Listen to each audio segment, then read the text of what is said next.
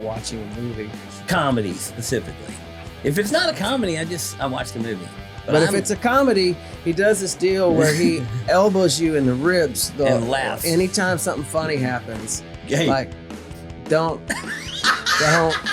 I don't recommend. I laugh loud. It's no big deal for a minute, but it's like being on tour. It's like being on tour with Dale Watson. I was surprised. I was surprised that.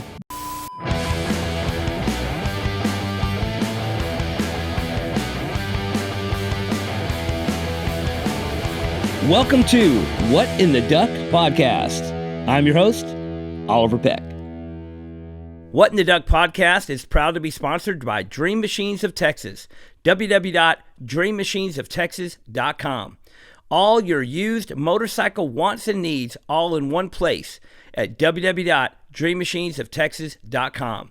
They have multiple locations with large inventory and get new bikes in every week. Knowledgeable staff with great service and financing and extended warranty options available. They also have a complete service garage, so every bike is gone through and brought up to speed before you hit the road. I have bought more than a few bikes from Dream Machines over the years, and I could not be more satisfied. I've also had friends from all over the country buy bikes from Dream Machines because they couldn't find a better deal anywhere. You can buy a bike and have it shipped to you anywhere in the U.S. Why buy a brand new bike with that brand new high price when you can get a like new bike with that dream deal you've been looking for? Go to www.dreammachinesoftexas.com and get a bike and get your ass on the road. All right. Welcome to What in the Duck podcast. I'm your host, Oliver Peck. And this week, we've got one of my longtime good buddies, Matt the Cat Hillyer. Basically a Dallas music legend.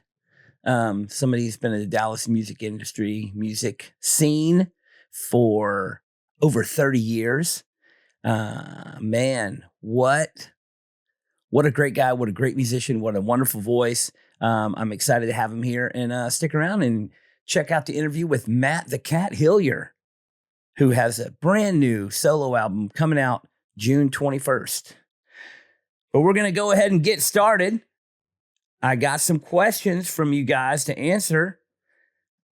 And Matthew Rupp says, "Hey, Oliver, I absolutely love the podcast so far. I have a question for you. For someone who skates and rides motorcycles for fun, but tattoos for a living, do you ever worry about hurting your hands or wrist?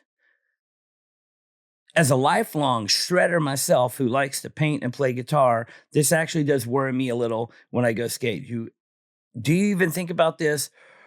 Or have you ever hurt yourself bad enough to keep you from tattooing? Much love, Matt." The answer is yes. I have hurt myself many times. I actually got into a motorcycle accident on the way to a tattoo appointment one time, broke my hand, and was out of work for a little while. And that's just how it is. I am not a very cautious individual. One of my mottos is party first, safety maybe. I just can't seem to ever err on the side of caution. I can't seem to ever think about the consequences for my current actions. I can't ever seem to worry about much. I'm not a worrier. So I still skate a little bit. I'm trying to skate more just for some sort of movement and exercise in my old age. It is very hard to keep skateboarding, in my 50s. I'm 52, and it is it's hard to find time, for one. It's hard to get motivated. It's hard to fall down because it does hurt more. But I'm not I'm not cautious about falling down because I'm worried about the future. I ride motorcycles pretty much to work every single day. And I've also been run over 2 times in about the last year and a half. Once was minor and once was a broken collarbone, which kept me out of work for a couple of weeks. But I think that you got to live your life the way you want to live your life. And a lot of people think about riding motorcycles. They think it's just too dangerous and it's not worth it. And we all have friends that have been in crashes. We've all had friends that have died on motorcycles. We've all had, too many stories to tell. But there's something about when you're on that motorcycle, none of that seems to matter. And if it's all in it, I kind of also live by that. If it's your time kind of mentality, which may in the end turn out to be stupid. But so far it's been exciting, and I'm enjoying my recklessness.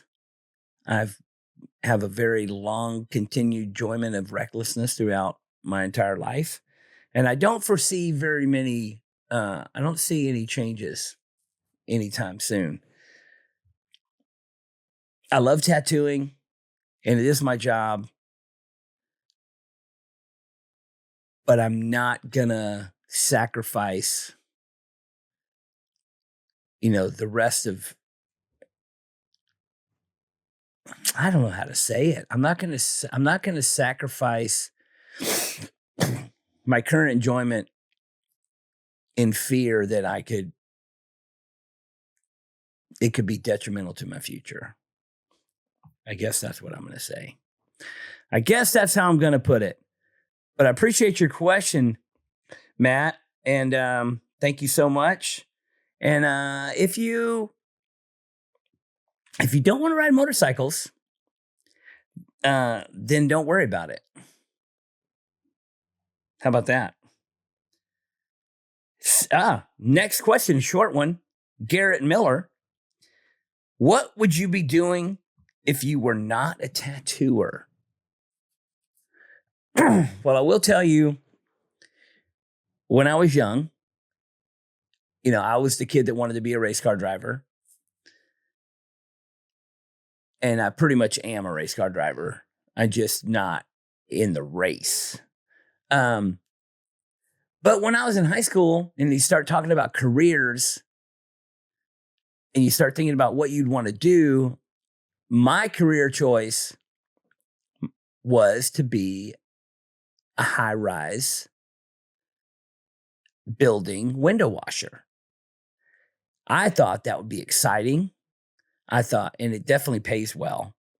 And it was on the list of the top 10 most dangerous jobs. So that was appealing to me for some reason.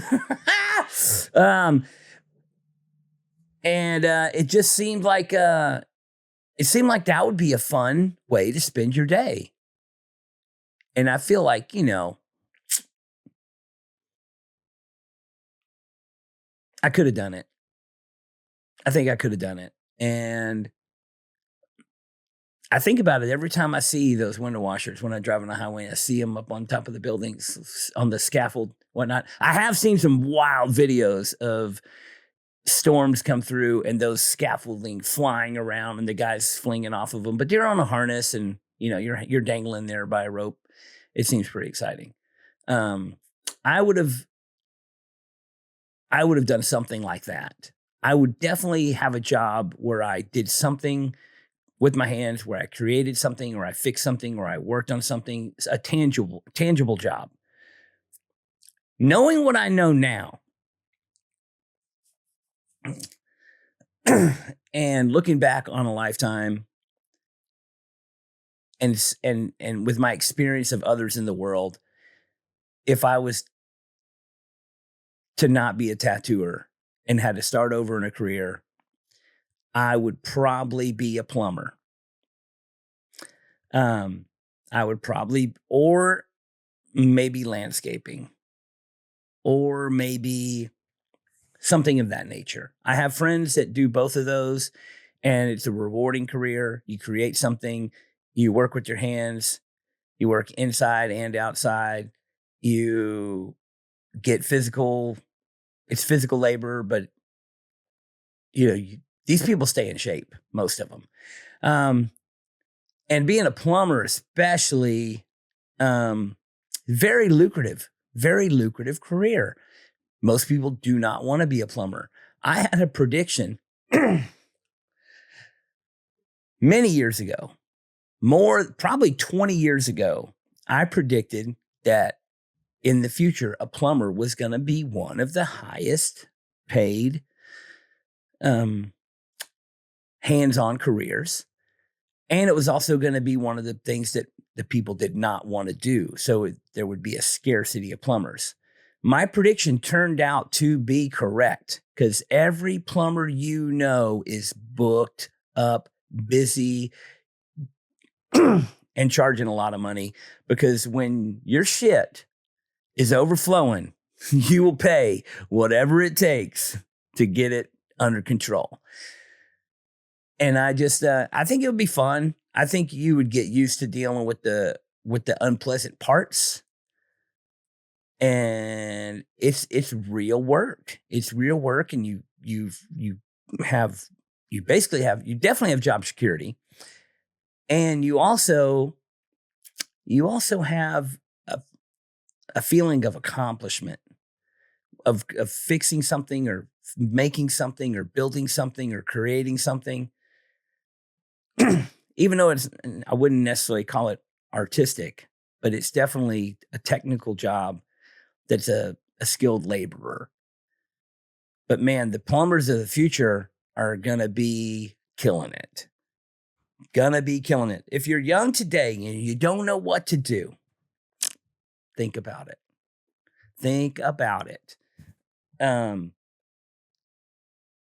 Try hiring a plumber. They're hard to find. I mean, everyone's busy. Very respectful job. It's something that everybody needs. So I guess that's it, Garrett. I think my chances of being a window washer have come and gone. I think I aged out of that profession. But man, that would have been awesome. What do you do for a living? I'm that guy hanging from the side of the building. All right. Here we go. Aisling. Pretty sure that's how you say it. Aisling.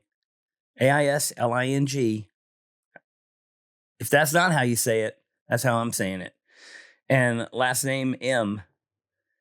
Says, hello there. I was curious after watching season 2 of Ink Master with the whole Jamie thing. Those of you who remember Jamie on season 2 of Ink Master. The question is, do tattoo artists actually have respect for artists that don't have tattoos? Because I actually have never seen a tattoo artist that didn't have a tattoo.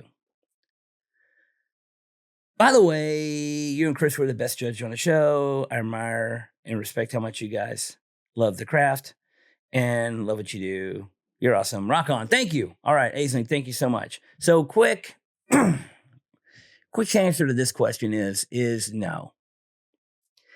I personally do not have any regard for a tattooer that does not have tattoos. I believe very firmly that this craft of tattooing is for the love of tattooing, for the love of art, for the love of creation, but specifically tattooing. And it is something that if you're going to do it, it is a lifelong dedication to the craft. And if you are not dedicated to tattooing and love tattooing, you have no business in tattooing. It's pretty cut and dry. I just don't see it any other way. I don't think that it's a frivolous hobby. I don't think that it is something to be taken lightly. I don't think that it's something that you should benefit from if you don't take a part in it. If you don't dedicate yourself to it, then how are you going to charge other people money for doing it. It's pretty cut and dry. And I know that other people are like, well, it's just art. You should be able to do whatever you want. Here, you can express yourself the way you want, blah, blah, blah. And I say BOLOGNA bullshit. That's not how it fucking works. You have to love tattooing to be a tattooer. End of the story. You know, there's there's a lot of jobs where you don't have to love it to do it. But I guarantee you this, no matter what the job is, whether it's being a lawyer or being a plumber or being a whatever,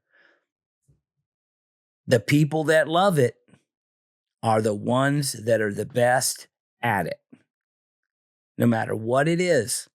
You know, there's people that just have a job and do whatever it is, and they make their way through, and then they have a life that they enjoy, and they care about their life and their family and their hobbies, and that's their life. And then they have their job that they do the job so that they can enjoy their life, which is a perfectly fine existence. Because everybody has something they strive for in this world, whatever it may be. Tattooing is one of the jobs that's in the middle of that. You love it, and it's your life, and it's your job, and it's your friendships, and it's your family, and it's everything. That's why the tattoo community for my whole career has been a tight-knit group.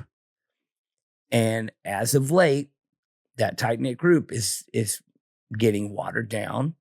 And how many tattooers there are is now there's too many tattooers for everyone to be a tight-knit group anymore. And the times are changing. I understand that. And it's sad to the old guys. But the common ground is the love of tattooing, regardless of what style it is. The common ground is that you're doing something that you love and you're pouring your heart into it. And tattooing, depending on who you are and where you are in the country, can be a lucrative job, or it can be a job. Plenty of tattooers are making just enough money to get by. And there's some tattooers that really take it as a job and have a lot of other things in their life that they enjoy. I mean, I do enjoy my life outside of tattooing, but tattooing is pretty much wrapped in everything I do. I put my tattoo gear on the back of my motorcycle, I ride across country, and I do tattoos. Very few things I do in my life that don't have anything to do with tattooing. I go on a vacation, it's with other tattooers. I go out of town, it's to tattoo at a shop or go to a convention. Very rarely we put on a motorcycle show, there's tattooing at it. Whatever it is, tattooing is pretty much involved. And the people that are in the tattoo family and in the tattoo industry have that in common. And you see this in a lot of other professions, even, dog training and dentistry and whatever it is, like a shared passion for something. You don't think dentistry is one of them? The Vegas dentist convention is wild. Thousands of dentists from all over the world go there and party. And you know what they talk about? The latest innovations in dental care. They do. They care. They love it. They do it because they love it. And I'm not saying every dentist loves it, but the ones that are the best at it are the ones that love it. So I guess that's the gist. How did I get down this rabbit hole? Oh, so if you don't have tattoos, why are you tattooing? Why? Why should someone trust you to give you their skin when you got no skin in the game, when you didn't put your chips on the table? You're not in the fucking game. All that aside,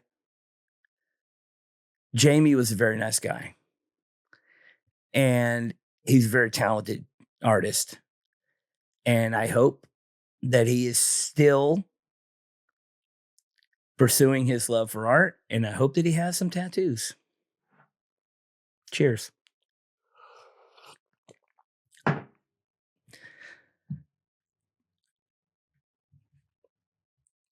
And I guess that's going to be it for the questions. I appreciate everybody that emails questions in. Anybody want me to answer any question that you got? I'm happy to read them. Just email them to me at whatintheduckpodcast@gmail.com. And also, those of you who I answer your question on the show will be receiving the What in the Duck merch pack, goodie bags, accoutrements, stuff, cool shit. And coming up next is Matt the Cat Hillyer. And if you enjoy the show, you know what to do. Like, subscribe, click, click, click. You know what they say? They say it helps. We're going to find out if it does. You subscribe, and I'll let you know if it's helping. All right, thanks, guys. What in the Duck podcast is proud to be sponsored by Anchor Screen Printing. Anchor Screen Printing has been printing t-shirts and merch products since 1999. Anchor is the place for quality, small-run items. At Anchor, every print is hand-done by people who care about art. No mass-produced machine-operated printing done here.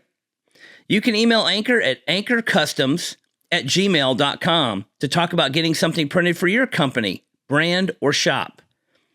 Anchor Screen Printing also has its own online merch store that sells Elm Street Tattoo, Cheap Thrills, Heart in Hand, Party First Safety Maybe merch, and much more. You can check it all out now at anchorscreenprinting.com. All orders at anchorscreenprinting.com over $35 have quick and free shipping in the continental U.S. So go to anchorscreenprinting.com today and buy some cool shit. Or you can click the link provided in this podcast to shop now. All right. Here we are, another episode of What in the Duck podcast. I'm your host, Audra Peck, and this time I'm here with my longtime good buddy, Matt the Cat Hillyer. That's right, buddy. How are you doing? I'm good. I'm good. I was saying earlier that it just never ceases to amaze me coming in here. Of course, for the viewing audience, we're in the Mio Tia's Mexican restaurant right now. We're in the inner sanctum. Yeah. But I mean, it's just so much to look at, you know. There's so much to look at here, and it just blows my mind as to how long it must have taken and still is taking. Lifetime. Yeah. I get jealous, man, because I love stuff. I love all this stuff, but like I can't have stuff like this. Lifetime of hoarding / collecting. Yeah. Yeah. Right. Yeah. Do you offload stuff? Very little. Yeah. Yeah. We talk about this every once in a while about anytime I sell something, I always regret it. Yeah. Because the problem with selling stuff is you sell the stuff. Right. The stuff is gone. Mm-hmm. You get the money. You spend the money. Then the money's gone, and you have nothing. Right. You used to have something. Now you have nothing. You know what I mean? Yeah, I do know what you mean. I've sold stuff before, and if you trade, then you got something for something. You get rid of something, and then you have something, and you still have something. Right. But when you do it, when you sell it and get the money, the only reason to get money is because you got to spend the money, and then you spend the money, and the money's gone. Well, yeah. Okay, so I remember going to your old house at one point in time, and for whatever we would just do, we did the radio, the internet radio show. Yeah, out there. Yeah, compoundradio.org. RIP. Matt and Steve Country Jam Radio. That was where it started, pretty much. Yeah, but I remember being in your garage, and there's a huge box of rubber ducks in there. Oh yeah, there's a box of ducks in the attic now. Yeah. What are you going to do with that? What are you going to do? I mean, they're everywhere, you know, like, I mean, I know it's your thing. What in the duck, right? But like, but still, I mean, just a big box of them. It's like you could put those, you could intersperse those, and you do all over the place. But the box, man. Well, what's funny is that I collect a lot of things. I know. Ducks were not one of the things I collected. Yeah. And then, you know, I got a duck tattooed on my neck. Quick story, got a duck tattooed on my neck. People started calling me Ducky. You remember back in the 90s, I had my business cards at Oliver Ducky Pecker. And people started giving me rubber ducks. Yeah. And then once you have some rubber ducks, people are like, oh, you collect rubber ducks? I'll give you another rubber duck. Yeah. And then they just multiply like crazy. Right. And then it comes to the point to where somebody's on a commercial shoot and they call me and they're like, hey, I just did this TV commercial and they're about to throw 10,000 rubber ducks in the dumpster. Do you want them? Did you say yes? And so we drive the truck over there and fill the truck bed up, literally a whole long bed truck bed full of rubber ducks. Mm. And there's boxes of them and then some out of the boxes. But yeah, That's, lifetime supply. Yeah, good. So, you need a rubber duck, you come to me. Yeah, well, I may need one before I leave today. You know, actually, no, I don't. I need to get rid of some stuff. You know, honestly. Well, first of all, thank you for being here. Of course. And, thank you for asking me. Yeah, man, I'm excited. Mm-hmm. You know, Dallas musicians, you have definitely made a mark. You have been in the Dallas music scene for fucking almost 30 years now. No, it's over 30 Over years. 30 yeah, years. If I it all, you know how it is. You can't. 29 and a half. I was told there'd be no math. But like, I mean, if I started when I was 12, that puts me at like 36 years playing. And you know, I'm from Dallas. So yeah, in the Dallas scene. But I mean, you were out playing gigs at a young age. Yep. And, you know, you've blossomed pretty well. Well, thanks, buddy. And you had a really good niche right to start off with. Mm-hmm. You know, you jumped into a niche that Dallas kind of existed, and Reverend Horton Heat kind of really paved the way for rockabilly scene and rock and roll in Dallas, and you kind of jumped right into that. And I know that you also had an experience with Ronnie Dawson as a young kid. Yeah.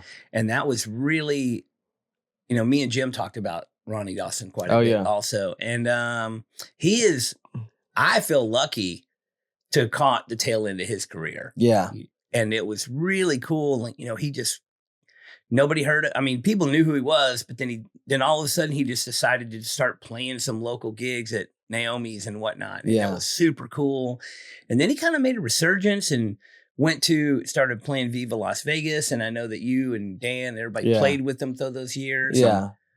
Well, there's a lot to unpack with what you're saying as far as Jim and as far as Ronnie and rockabilly in Dallas and my part of it, because I can remember exactly how it was. And I will say that for that era of the Dallas scene and rockabilly, I'm not ashamed to say that I played a huge part in all of that, because I remember there was the Rev doing his thing, and he was playing pretty much 7 nights a week. And just like as a bar band, a really good bar band, playing 3 sets of original music every night. And you know, I was 12 years old, and I'll tell you, let me go to the beginning, because it makes sense if I go chronologically as far as how I got to rockabilly music, and then how it became this thing where then I'm friends with Jim, and then I'm friends with Ronnie and the Wagoneers and all these people. But I was into punk rock music. I was probably about 11 or 12, and my brother took a trip to England.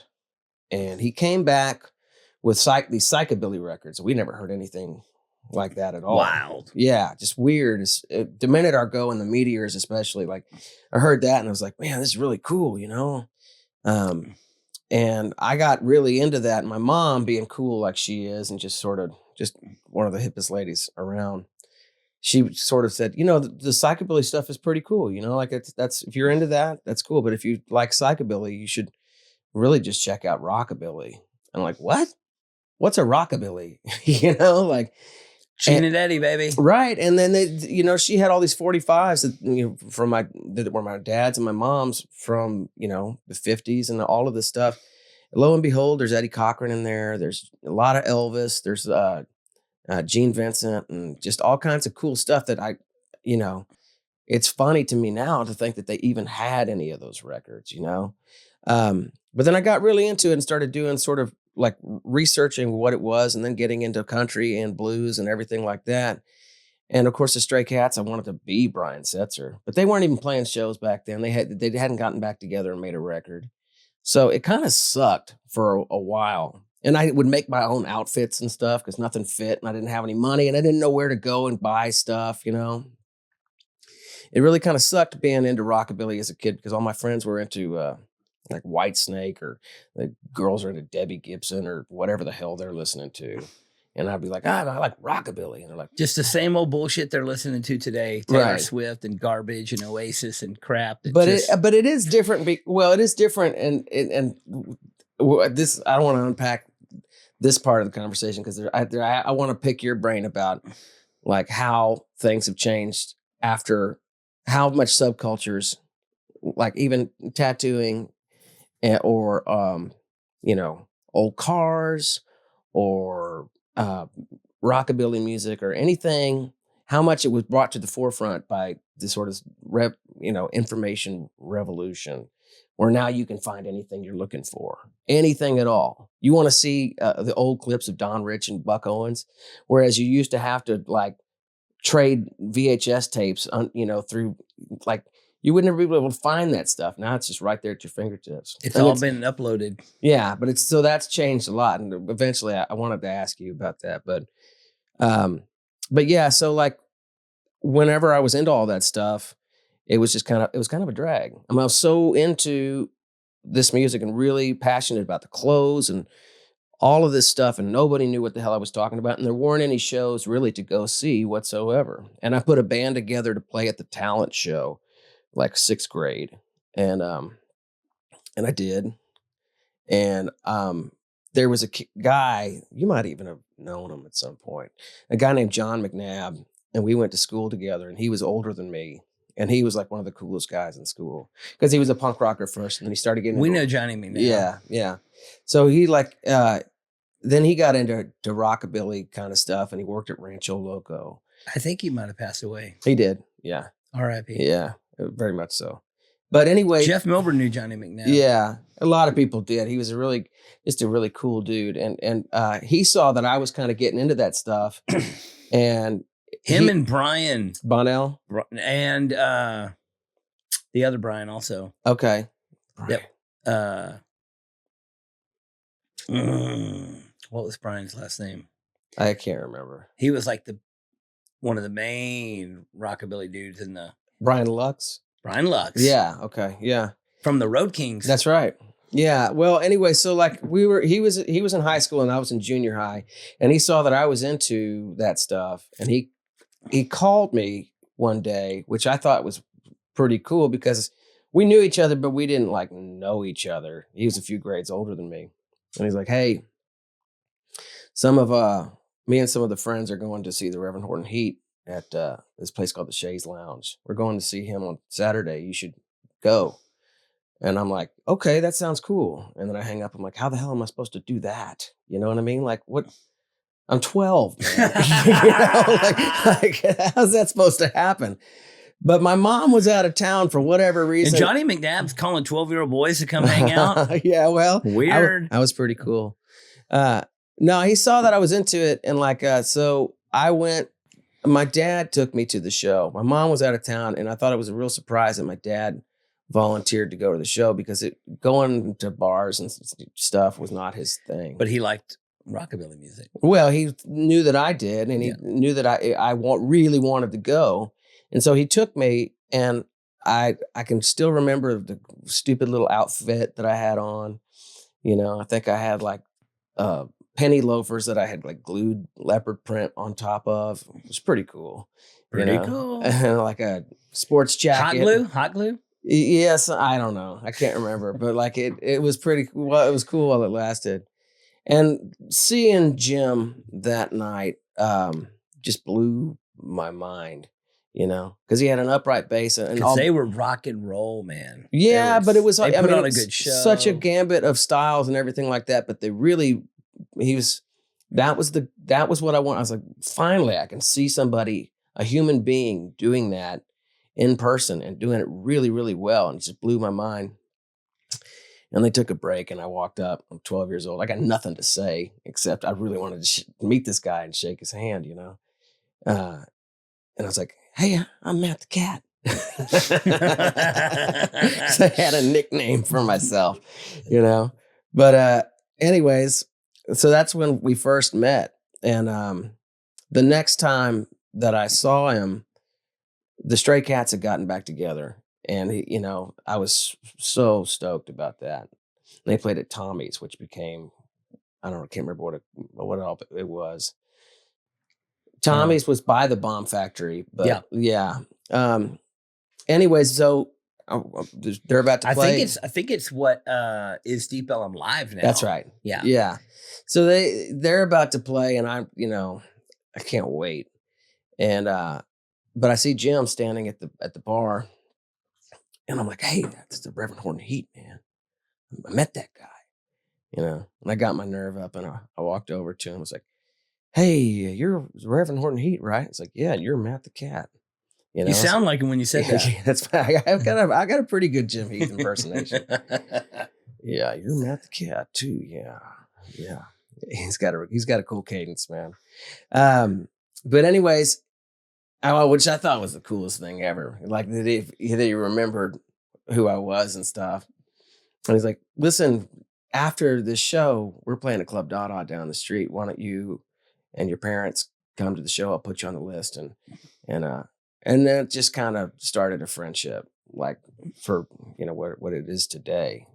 And I would go to see every show I possibly could there with him. I would run down the street to try to get to my mom had to argue with all the door guys to get me in the bar and stuff. And well, the first time that me and you ever met was at a Reverend Horton Heat show at the Hop. That's right. On Berry Street in Fort Worth. Uh-huh. And me and you were up front. Yeah.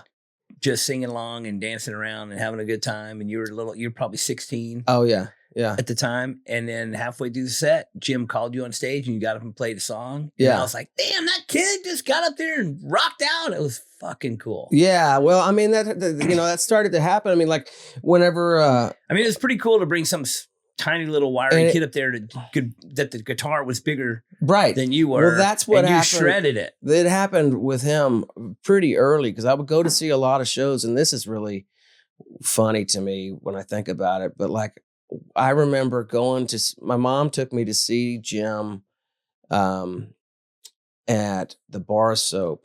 Oh, yeah. They had one of those shows, and they would do out on the front sidewalk. Very small place. And multiple bands were playing. Like Donnie Ray Ford and the Honky Tonkers were playing. But inside the bar, you could maybe fit 30-something Oh, people. Yeah. That place was nuts. Crazy. But so we went to see the show, and Jim says to my mom, he says, why don't you bring Matt to the show tomorrow at Greenville Bar and Grill? He's trying to pick up on your mom, isn't he? I wonder sometimes how many, but no, it was not. But like, anyways, why don't you bring Matt to the show tomorrow, and then he can stay at my place, and I'll give him a guitar lesson or whatever. We'll just hang out, which is a weird thing, right? When you say it like that, because why? What are you doing, man? Yeah, weird. No. Nowadays it'd be some weird pedo conspiracy. Well, and my mom just goes, okay. Yeah, right. And so I wound up staying at his apartment like for a few days, really. And he's like, this kid can play guitar. I was okay. I was all right. But for how young you were. For how young I was, yeah. And it was a kind of a novelty and everything like that. But like this is what I would get to with Jim, and I love him, and I will always love him for his friendship and the way he looked out for me, really. Because those 3 days as a 12-year-old staying at Jim Heath's apartment and rolling around doing errands, cocaine and titties out, and hookers coming and going, crazy, wild parties. It was a little wild, but it wasn't like that. But but it was wilder than anything I'd ever seen before. But to that point, like Jim was always and always has been encouraging, but also protective of like people. And I'm not the only one that he's sort of mentored, but he really he's looking out for you. You know what I mean? Like, and it's as a kid, like he never patronized or condescended to me, really, which was a big deal to me because like a lot of people did. I had lots of mentors, and some of them were, it's like, this is the way you got to do it. Da, da, da, da.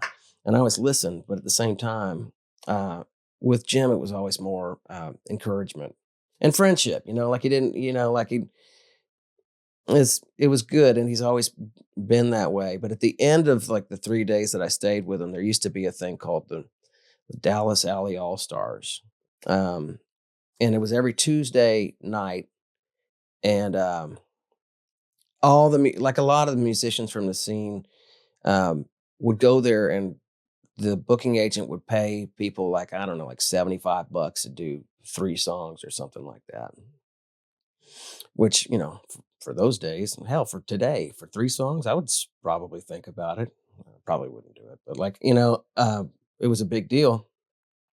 So the Rev was doing it, like Kill Billy. I don't know if you remember Kill Billy, but Kill Billy did it, and a band called the Wee Bads. I met all these guys, you know, like at that deal, and Jim got me up. That's the first time he ever got me up on stage. I was scared to death because, I mean, there was like 500 people out there, and you know, I'd never played for that many people, and I know I probably sucked, you know, but still, they invited me. The talent buyer said, "Why don't you come back next week? You know, come back, play 3 songs next week." And that's the first money I ever made playing music. Very cool. Yeah, and then I just started getting, like, I got to know all the people that were playing there, and that was like really a big sort of entry into the Dallas music scene for me, you know, because I would any place there was to play. I met a lot of the blues guys, and they would say, there's a jam. There's a regular Sunday night jam with Hash Brown. Come out to do that. I remember those. Yeah. And then Cold Blue Steel, because I live right down the road from Charlie's Guitar Shop. My mom would take me in there to play those guitars like almost every day, you know. And I got to know Mark Pollock, and he would invite me to the blues jams. The Wee Bads that I met at the Dallas Alley thing, they invited me out, and that was like the only place you could get on stage. But there wasn't like, and blues was the closest thing I could get because there wasn't a rockabilly scene. Jim was the only one, really. Yeah, and then the Road Kings came around. I don't know what year they started, but yeah, they were basically based out of Houston. Yeah, but there were pockets for sure in Texas, like of rockabilly stuff. Like Austin had High Noon and 47 Indians and Two Hoots and a Holler, and the Wagoneers were doing that sort of progressive country thing. It got started with rockabilly, but in Dallas, Jim was the only thing. But then the rockabilly thing kind of really started popping off. Yeah, and bands started coming through town, mm-hmm. and rockabilly shows, and then the Old Crow opened up on Lower Greenville and had rockabilly. I can't remember if it was Wednesday or Thursday night. Yeah, I can't remember either, but I know that like there wasn't really, for a long time, there wasn't really much happening. The other thing that happened, this is kind of, I'm trying to stay on track here, but the other thing that happened for me was I went to this taping for the tribute to Buddy Holly that they did in Austin, the same building as Austin City Limits.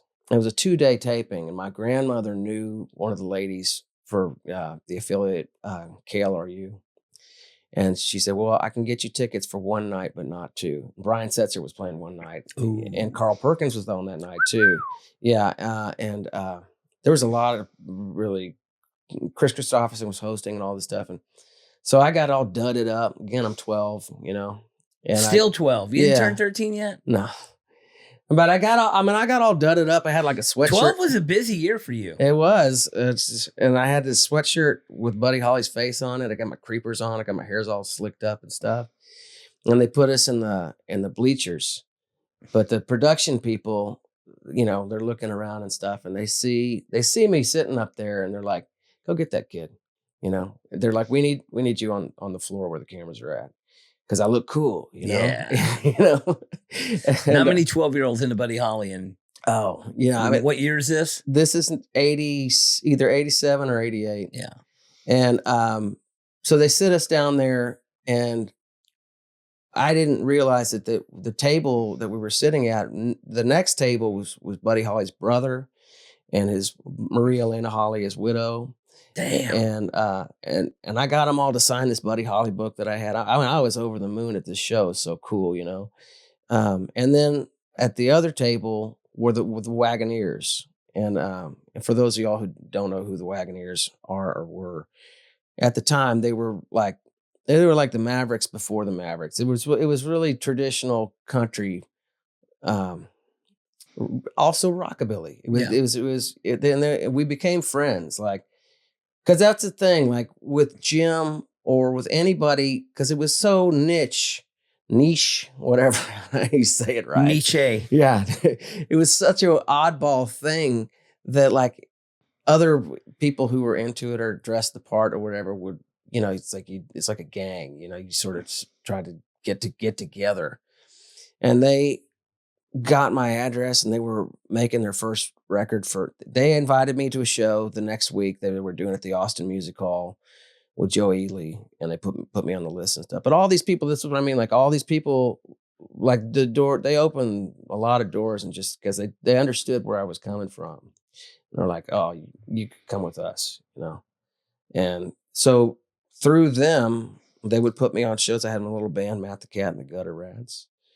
And they would hire me. Who were these Gutter Rats? Okay, so it started with my brother on drums. Yeah. And Meredith, fellow space car enthusiast. Yes, right. There's a few of us out there, you know. We got to stick together. Yeah.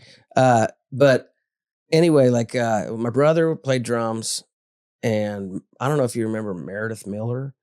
She was a songwriter. She went to school with us, and she played bass. It was a real oddball lineup, you know, and then me on guitar and stuff. And I went down to open for the Wagoneers, and now I'm 13. Big deal. Teenager now.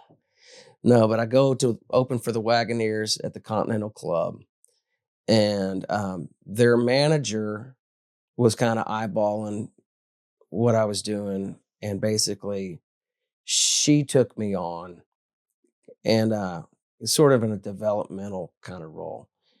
So I would go and stay at her house during the summers in Austin, and I started doing shows all around Austin and stuff like that. And we got a different band. Then Matt the Cat and the Gutter Rats became me, and then this guy Jeb Fowler, who was Marsha Ball's stepson, and Jason Crow, who is Alvin Crow's son. So we got a lot of gigs playing with all of those folks at the Broken Spoke or Green Hall or Zona Rosa. We would. Well, I'm pretty sure that you had a Matt the Cat and the Gutter Rats 8x10. Oh yeah. At the Czech Stop. Oh, it's still there. Still there. Oh yeah. So the Czech Stop is a place to stop on the way from Dallas to Austin that you can go get kolaches. Mm-hmm. And a lot of touring, especially in the 80s and 90s, it was like you had to stop right at the Czech Stop. Yeah. And it was the only thing at that exit. Now that exit is like, yeah, there's like a mall there. They got Slovacek. Yeah. Slovaceks, however you say it. But the Czech Stop was the original, and you had to stop there. And everybody that left Dallas, like they would leave Dallas after a show, they'd play Dallas and they were driving to Austin. Somebody would tell them, you got to stop at the Czech Stop, exit 253. Yeah. You know, and you got to go there because they're open 24 hours. Yeah. And then all the bands would stop there, and all the bands would give them the 8x10s, and they're all the touring bands that pass through. And I remember seeing the Matt the Cat and the Gutter Rats. Oh yeah. There. I mean, I couldn't wait to give them. You're like, I gotta get at the Czech Stop. I gotta be on the wall, man. Dude. Like, I was gonna make a fake band. And just take a 8x10 of just some fake band and take it and put it up there just because I wanted to be on. I felt so cool when they put it up, you know, and I still love it. Now I love to go there. By the way, they're not open 24 hours anymore. I don't think. Really? Yeah. The world's going to shit. I know, right? You know, like I guess competition's too steep for them. You know, I mean, that was the best thing because you leave Dallas for the musicians after the club. Right. I've run into so many of my musician friends at 3 a.m. at the Czech Stop. Oh, man. Like, just, they're going south, we're going north or whatever. Like it's a Texas staple. So I do recommend people go check it out. I mean, we used to, so to speak, get out of the club or the bar and just go to the Czech Stop. Yeah. Just, 2:30 in the morning. We're going to Czech Stop.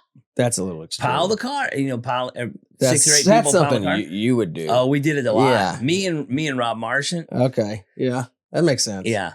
That sounds about right. And then also it became a thing where if you knew somebody that was going to Austin and coming back, hey, can you pick up some kolaches? Yeah. Well, and it's not even the kolaches, like I still kind of get the same thing if I go there. I get the cherry kolache. Yeah.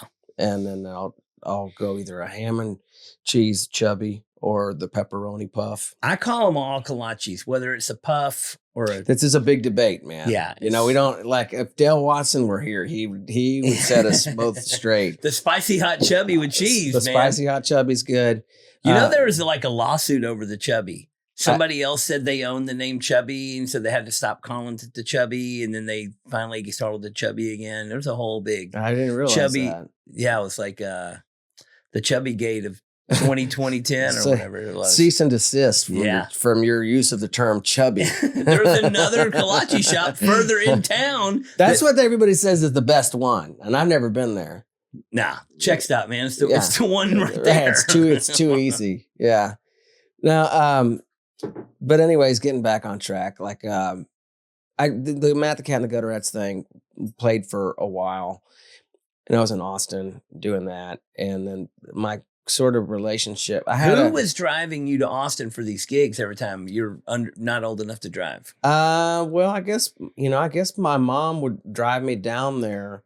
Well, during the summer times, I would actually live at my manager's house, and which was pretty, looking back, I can say I was fairly intimidated by the whole thing because I was really thrust into this whole world of Texas music that I only moderately understood. Like Marcia Ball had been such a big deal for so long, and we're staying at her house, and Alvin Crow scared the living daylights out of me just because he was a sweetheart of a guy, and it still is, I'm sure, but he was very intense about. I can remember the first time I played the Broken Spoke, and it was during the breaks on one of his shows. And the idea is that we're going to go and just walk up and plug into his amp and go for it. And I remember walking on stage with my guitar and cord, and he smiles and he shakes my hand and he says, "You blow that speaker, I'm going to kill you." I'm like, oh, great. It's like, and also the Broken Spoke too. The lady who Annetta White, who her and her husband owned the place, like Alvin introduced us to her, and she's like, "I want to let you know we got a switch at the bar. It turns all the stage power off if you're too loud or too rock and roll." So it's like that, it's harmless stuff, but at the same time, when you're 13, 14 years old, you just like they don't have no fucking around there. No, they didn't. And they got standards at the Broken Spoke. But it all worked out, and Alvin was really great because you think the water really turned purple when you pee, or you think they just tell you that to not pee in the pool? I feel like if that were a thing, you would have heard a lot more cases of that happening. Yeah, because you know everybody pees in the pool, right? So my question is, do you think they really have a switch? No. Okay. I don't. They just tell you that so you mind your P's and Q's. Listen, there's a lot I can say about Annetta White that I'm just going to go ahead and say. What does this mean? No, nothing. Annetta White. Annetta White. So she's on the cocaine. No, you're reading stuff into it. No, but no. Anyways, that's the kind of stuff. Just White. Whenever you say White, you're just like. Now, Terry White. Terry White. It's funny because it's true. No, but like that's just the kind of stuff that she would tell everybody. And the minute you go to load, still, even when 1100 Springs started playing there on a regular basis and doing well at the Broken Spoke, anytime you'd load in the back door, the minute you open that back door and you're loading all your stuff in, she's going to rush up and tell you to close the door because you're letting out the air conditioning. It's like, we got to get our stuff in here. Yeah. But don't linger. Oh, yeah. You want us to bring it in like one thing at a time? In or out. Yeah, right. But that's the kind of thing. But I say this, like Alvin Crow was great because he was the first person to really school me on some of the best country music that there ever was. Like all the Bob Wills stuff. Of course, he did a lot of playing with Doug Somm, introduced me to that music. And Johnny Bush and all that kind of stuff that I was unaware of. Alvin, kind of said, and the early George Jones, rockabilly, Thumper Jones stuff. It's like George is great, but this is some of the greatest rockabilly ever made. And it's like, golly. So, I mean, it was really an educational time, a lot of people schooling you up, but that all kind of went away. I had my first day of high school was August 27th, 1990. I remember the Are you one of those people that can remember the day? I remember the date well because when it was 78 degrees. It was partly cloudy. It was my first day of high school, and I'm not even sure what year my first day of high school was. Well, I graduated in 94, so it's either 89 or 90. Maybe it's 89. I graduated in 89. I didn't know that. Oh, you're much older than me. I am. Not really. You're about 5 years older than me, something like that. But 5 years older. It makes a lot of difference. 25 years ago was a lot. It is a lot. Yeah. Especially now we're like the same age. Right. Yeah. Now people think I'm younger than you because you got all the gray hair. I know what happened. Yeah. But I remember the date specifically because I got in my mom picked me up from high school, and she was taking me to the airport because I had a gig that night in Austin that was a showcase for Tony Brown, which Tony Brown, he used to play with Elvis. He was the president of MCA Records, and they kept telling me it's not a showcase, it's just a gig. Don't worry about it. Blah blah blah blah blah. Of course, that's bullshit. They really wanted Tony Brown to be into what I was doing. And I get in the car to be going to the airport, and my mom's like, "Look, I got something I got to tell you." I'm like, "Okay." It's like Stevie Ray Vaughan died, and it just was crushed, because I was really just getting. I remember that day. Yeah, I was really just getting into his music, and I just knew that at some point I was going to meet this guy because all my friends were friends with him. Yeah, and I was in that world, and to that point. Once I got off the plane in Austin and somebody came to pick everybody that I saw from the airport to the stage was friends with Stevie Ray, and they were just decimated. Yeah. Crushed. Rough day. Yeah. So all the vibes were bad, and I sucked. It wasn't set up for success on that show. And it didn't matter anyways, but it was another one of those intimidating situations where I look right to the right of the stage, and at the table is sitting my manager and Tony Brown and Kelly Willis and Bruce Robinson are sitting there having dinner, watching me suck, and I felt like I blew it, man, and my manager called me the next week. And said you blew it. Kind of, yeah. Yeah. She kind of laid into me, told me stuff like, you'll never play lead guitar on your records. You should give that up. Your guitar sounds like crap and, blah, blah, blah, all this stuff.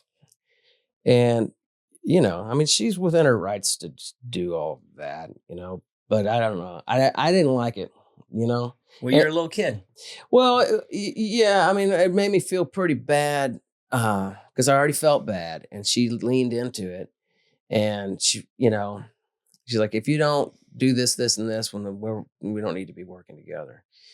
And I sat and I stewed about it for, I don't know, a few days. And I thought about it. It's like, well, I don't think we need to be working together.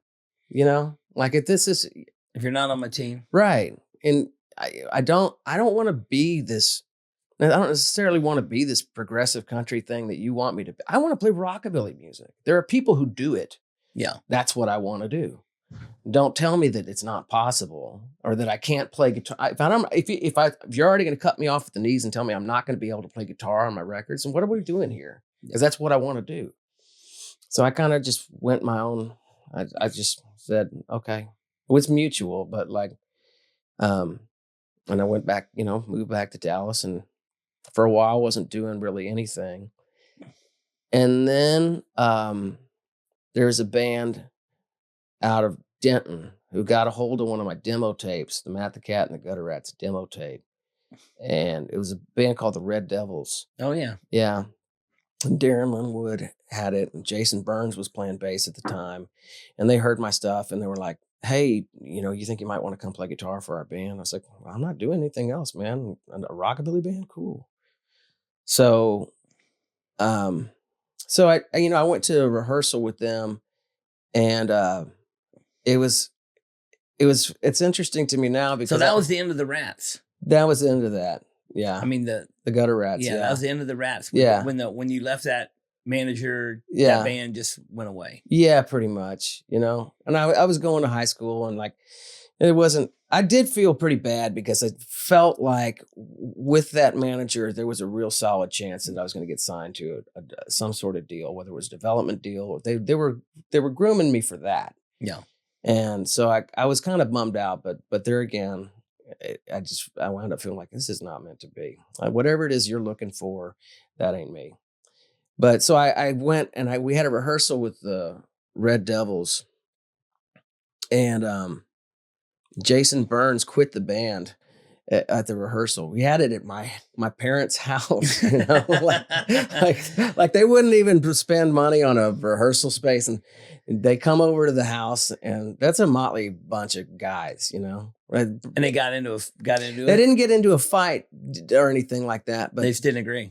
No, Jesse Dayton poached Jason Burns. Like, it was kind of messed up because he came to the rehearsal and quit the band. It's like, why make everybody come out here and do this if you're not going to be here, And I understand, like, Jason went to play with the Road Kings, and so, but I didn't give up on the idea of playing with the Red Devils just because, again, I'm in high school. I'm not really doing it. There's no other rockabilly bands around. And so that we tried it again. And the thing is, because there's no rockabilly bands, there certainly weren't hardly anybody who played upright bass like that. I mean, it was really kind of relegated to who had an upright bass. That was the conversation. There was like 6 of them in the state, probably. Well, there's maybe like we could think of like 2 guys who owned one, and the conversation was like, first, does anybody have one? And it's not a question. It's like, oh, I saw this guy. He can really, really play. Does anybody have an upright bass? Well, that's where you start, right? And the guy that got the call was Steve Berg. And he came over to the rehearsal space. And how did you get Steve Berg's information? Somebody had it. I mean, somebody. Because he knew Brian Lux. He knew Johnny McNabb. And he knew Jeff Milburn. He knew all the people. I think he knew of me. Yeah. Because like I say, I can remember being at that Stray Cat show like a year or 2 before. It was like the roaches came out of the, like out of the corners. It's just like all of a sudden you start to see, hey, that guy's a rockabilly guy. That guy's a rockabilly guy. When we didn't know each other, But he came to the rehearsal deal on his 66 Ford F-150, and he had an upright bass. And of course, he duct taped a microphone to the tailpiece because he didn't have a pickup on it. And that wasn't even really a thing. People weren't doing it. So it's not all that odd that he would do it that way. Yeah. Amplifying an upright bass is a lot easier now than it was back then. But yeah, so he joined up, and, that, of course, started one of the longest standing best friendships ever, So Steve, man, immediately a cool dude. Bake a pie, eat a pie. That's right. Always even back then, dude, like you could just tell early on that he was going to be one of those sort of strong, silent types that actually could get things done. You know, like probably if you're pretty cool, Steve's probably a little bit cooler. You know what I mean? How long from that point till Lone Star Trio kicked off? I think it was probably about a year, but the way that it happened was, you know, Darren Lynn Wood, of course, the singer for the band. It was a great thing for me at the time because I maybe sang like 2 or 3 songs in the show, and I just sat back and focused on playing guitar, which is a headspace that I think I needed to be in. But you know, Darren was really, really good about knowing a lot of obscure rockabilly stuff that everybody knows. Gene Vincent, Eddie Cochran, and Elvis, and Johnny Burnett, and all the guys that are the staples. But Darren knew about like Hugh Ellen Duvall and Ursula Hickey, and you know, all the way to, you know, anyways, a lot of obscure stuff. But Hazel Larkins, that's who I was thinking of. Hazel, which is not really rockabilly. That's just a whole different thing. But it had that edge to it, this sort of garage band edge, and that's kind of what made it cool. But eventually, I think Steve and I looked at the situation because it was so sort of punk rock rockabilly that's not really where we wanted to be. You know, Big Sandy and Dave and Deke would come to town. And of course, those guys are so traditional and so really good at it. And they've done so much homework about nailing it. And it blew our minds. It's like, man, you know, if we actually focused on it, we could be something like that. Yeah. You know, but if we can't do it with this guy, and that's, you know, that's not me trying to denigrate him because, like I said, I think he was really cool. You know, I learned a lot from that dude. But so Steve and I, we quit. We were looking for a way out, I think. And I think, you know, we kind of handled it kind of shitty. You know, we quit in a way that I wish we kind of would have been cooler about it. But, you know. He just no-showed a gig? No, no. Because that's the worst way to do it. No, he couldn't make, we had a party booked. And he was really sick and couldn't make it. Now, whether or not he was sick, or whether he was sick for some other reason, I can't tell you. I don't know. But like Steve and I had been talking about it, and we did this trip to Chicago, and it was kind of a mess, you know. By today's standards of the amounts of messes that I've had on the road, it doesn't even register, you know. But to us, we were like, man, this is bullshit, you know. But so we went over there, and you know, he's laid up on the couch in his pajamas, and he was really sick, you know. And we just went in there and said, look, we quit. And he had some of our gear in his place, and we just grabbed it, split. And we just thought for sure that the drummer Steve Adkins was going to just follow suit and go with us, but he didn't dig that. He was like, nah. He's like, man, that's not cool, you know. But he changed his mind eventually. We had about 6 months. We played with the Red Devils for about 6 months, I guess. Recorded some music. And then we had about 6 months before Steve Adkins came around. And we started Lone Star Trio. Yeah. So. Well, Lone Star Trio, when you kicked that off, it was kind of a big deal. It kind of hit hard really right off the bat. You put a big Texas flavor onto the rockabilly music, and almost kind of in a ZZ Top kind of way for rockabilly. A little bit more. I mean, it was rock for sure. This is what I'll say is that, you know, to my point we're earlier talking about, there really wasn't a rockabilly scene in Dallas except for the Rev. And then we came along, but at that point, the Rev was really on the road more than he wasn't. So him coming he was a road show. Even though he's local, he was more of a road show. Having Lone Star Trio. He wasn't playing every week anymore. Not anymore. Yeah. No, he was on the road working up to, you know, full. And the old 97s were playing.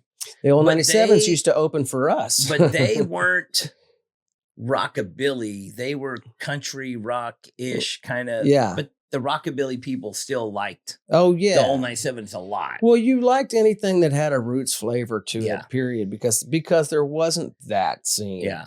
And so whenever we had this is what I mean when I say we had a big part of it, because us playing all the time gave people who were into that kind of music someplace to go and an actual show to go see. So we were like the local dudes And then doing it. And so a scene built around us. But to your point of saying it was rock, it was all of it, because if there's no rockabilly scene, there's certainly not a lot of clubs that are looking for a rockabilly band. So we played everywhere. Yeah. We played a lot of shows with rock bands, and you could play Hank Williams songs. And we played Naomi's. Yeah, we played a lot of honky tonk, George Jones, Buck Owens, Johnny Cash, all of that stuff, and and played everywhere. So when we started getting crowds, you'd look around and it is a really diverse scene. And punk rockers and rock and rollers and cowboys and all of this stuff. It was really cool. It was an interesting thing to watch the scene kind of grow, and just to go back to the old 97s. I love the old 97s. Mhm. I mean, I still love them. Yeah. But great music, a lot of great albums, a lot of great songs, tons of just great lyrics. You know, and people really, they had such a big following. They grew really quick. Yeah. Had this big following, and the rockabilly scene was at their shows, but also country people, and then they kind of started becoming more mainstream. And I remember there's a point when the old 97 show was like mostly like college frat type people. Yeah. And their old fans were like just turned. Yeah. It's like, we're not going to those shows anymore. Right. Just fucking, they've kind of become mainstream or whatever. And everybody kind of like, they still had a huge fan base, and they still played. They got bigger and bigger and bigger, but their core original audience just abandoned I them. remember that, and I remember when they started, because again some of their first shows, and they opened for the Lone Star Trio like at Clearview on a Thursday night or something, and Darren, our old singer, was playing drums for them, and it was a trip because I knew Rhett from like junior high. Well, y'all all went to the same high school. We didn't go to the same. Oh, he didn't go. No, he went someplace else. But my mom worked at the Episcopal School of Dallas. So a few years I went there, and she had a literary magazine, and they would put on what they call a coffee house every single year, and she would always have me play because they needed some music and stuff. And so I would play that, and Rhett would come play that, and other people would play, and everybody else who played the coffee house, when they saw Rhett coming, because Rhett was obviously talented, early, he was a good songwriter and a good singer, and had nice hair. This is the thing, like all the other players, like whenever they saw him coming, they were like, oh, this fucking guy, man, like, because he was prettier than half the girls that, like it's like he's gonna get up there, he's gonna sing these songs about his feelings. It's like, I'm trying to get something going here, man. Like this guy shows up, but like I think he's got a lot of feelings. I would say this, and I would hope that he would agree, but I know that I recognized talent when I saw it in somebody who was clearly had something going, and it was really a very thoughtful songwriter and a good singer and stuff. And I would hope he would say the same. But we were kind of in the same sort of little circles doing that. I thought I remembered that he went to the same high school as you guys. No, high school I went to Arts Magnet. Well, I know you're the high school in the era of the time that you went to Arts Magnet. So many people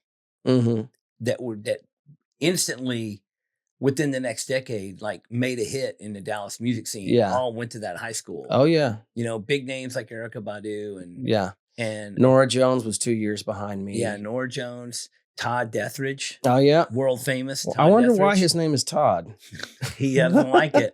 He didn't that night. But and Dan Phillips, a lot of people went to that high school, and y'all were all friends, and y'all did music, but everybody did slightly different kind of music. Yeah. But it really, it was just an inspirational time. Yeah. And I think for some reason, that arts high school just really, it pumped out it gave a lot of opportunity to people to get their name out or have the chance to play in front of people, just being at that environment. Well, there's no getting around it. Even if you're not going to go and try and play jazz, which is what they're shoving down people's throats there, or classical, even if you're not going to do that, and most of you, the guys you mentioned, were not doing that. Dan was doing rock music. And then Todd was a real jazz nerd for a while. Great player. He did his homework, he actually learned the stuff, whereas I would sit out in the hall and play guitar by myself because I was a distraction to the rest of the class. It's just just go sit in the hall and practice your stuff. Todd lived at my house for a little while. I know. I remember. Right out of high school, and every single day for hours, he was sitting there, me. Yeah, right. For hours and hours and hours. Yeah. And I was just like, man, sounds the same as it did last month. Right. I would love. He was dedicated. Oh, definitely. Yeah, no, definitely. But I would love to. It's impossible to happen, but I would love to sit with you and him and have the two of you recount each other's point of view from being roommates for that period of time, because Todd and I were best buddies, and and you and I were friends. But he was when he was but when he was living with you, it's the stories that I would get. Oh man, I bet. And I spent plenty of time over at that house too, Newcastle. Yeah. Yeah. Grape juice on ice. Uh-huh. Yeah, that's funny because I'm sure that y'all were driving each other just bonkers. Well, I will say that was the first place that Todd lived away from his mom's house. Yeah. So there was every day I was like, your mom don't live here. Right. You got to clean up. Yeah. Can't leave your dishes out. You can't leave Taco Bell wrappers on the coffee table. You can't, I had gotten past that point in my life where I was like living on my own for a while. Yeah. And the new kid, was like leaving laundry out in the hallway and doing all these things that this is a common space, guys. Well, listen, man, when I think about Todd, I love this guy. He really is one of the oldest relationships that I've had. We met at like a summer music course that our guitar teacher taught. And it was like a theory course. I'm a music nerd. Well, y'all were friends when I met y'all. And this is before high school. And then whenever high school rolled around, we saw each other. And he didn't know anybody. I had a bunch of people that were coming in from Griner and Oak Cliff. He might have been nerdy. Oh, this is what I'm getting to here. And he would own it for sure. No, he had the coolest name for a nerd ever. Michael Todd Deathridge. Deathridge. Yeah. Oh yeah. Death Rage. Yeah. No, but so when he saw me, and we were both going into arts at the same time, I was the only person that he knew, and he stuck to me like white on rice. And and of course we were already friends, and we became better friends just as it went along. But this guy was the biggest music nerd I'd ever met. And he clearly knew what he was doing and talking about and everything like that. He did all the homework and all the studying that they wanted him to do. And we just became friends. But I'll give you a good example of what kind of music nerd Todd was at the time. It was his freshman year in high school. And we love you, Todd. We do. Yes. I mean, this is all. I miss you, but it's been a long time. We still talk regularly. Tell him I said hi. I will. But they gave us a choice. They're like, okay, this class is a big open room with all the musicians there. And they're like, okay, this class is going to split off into two classes.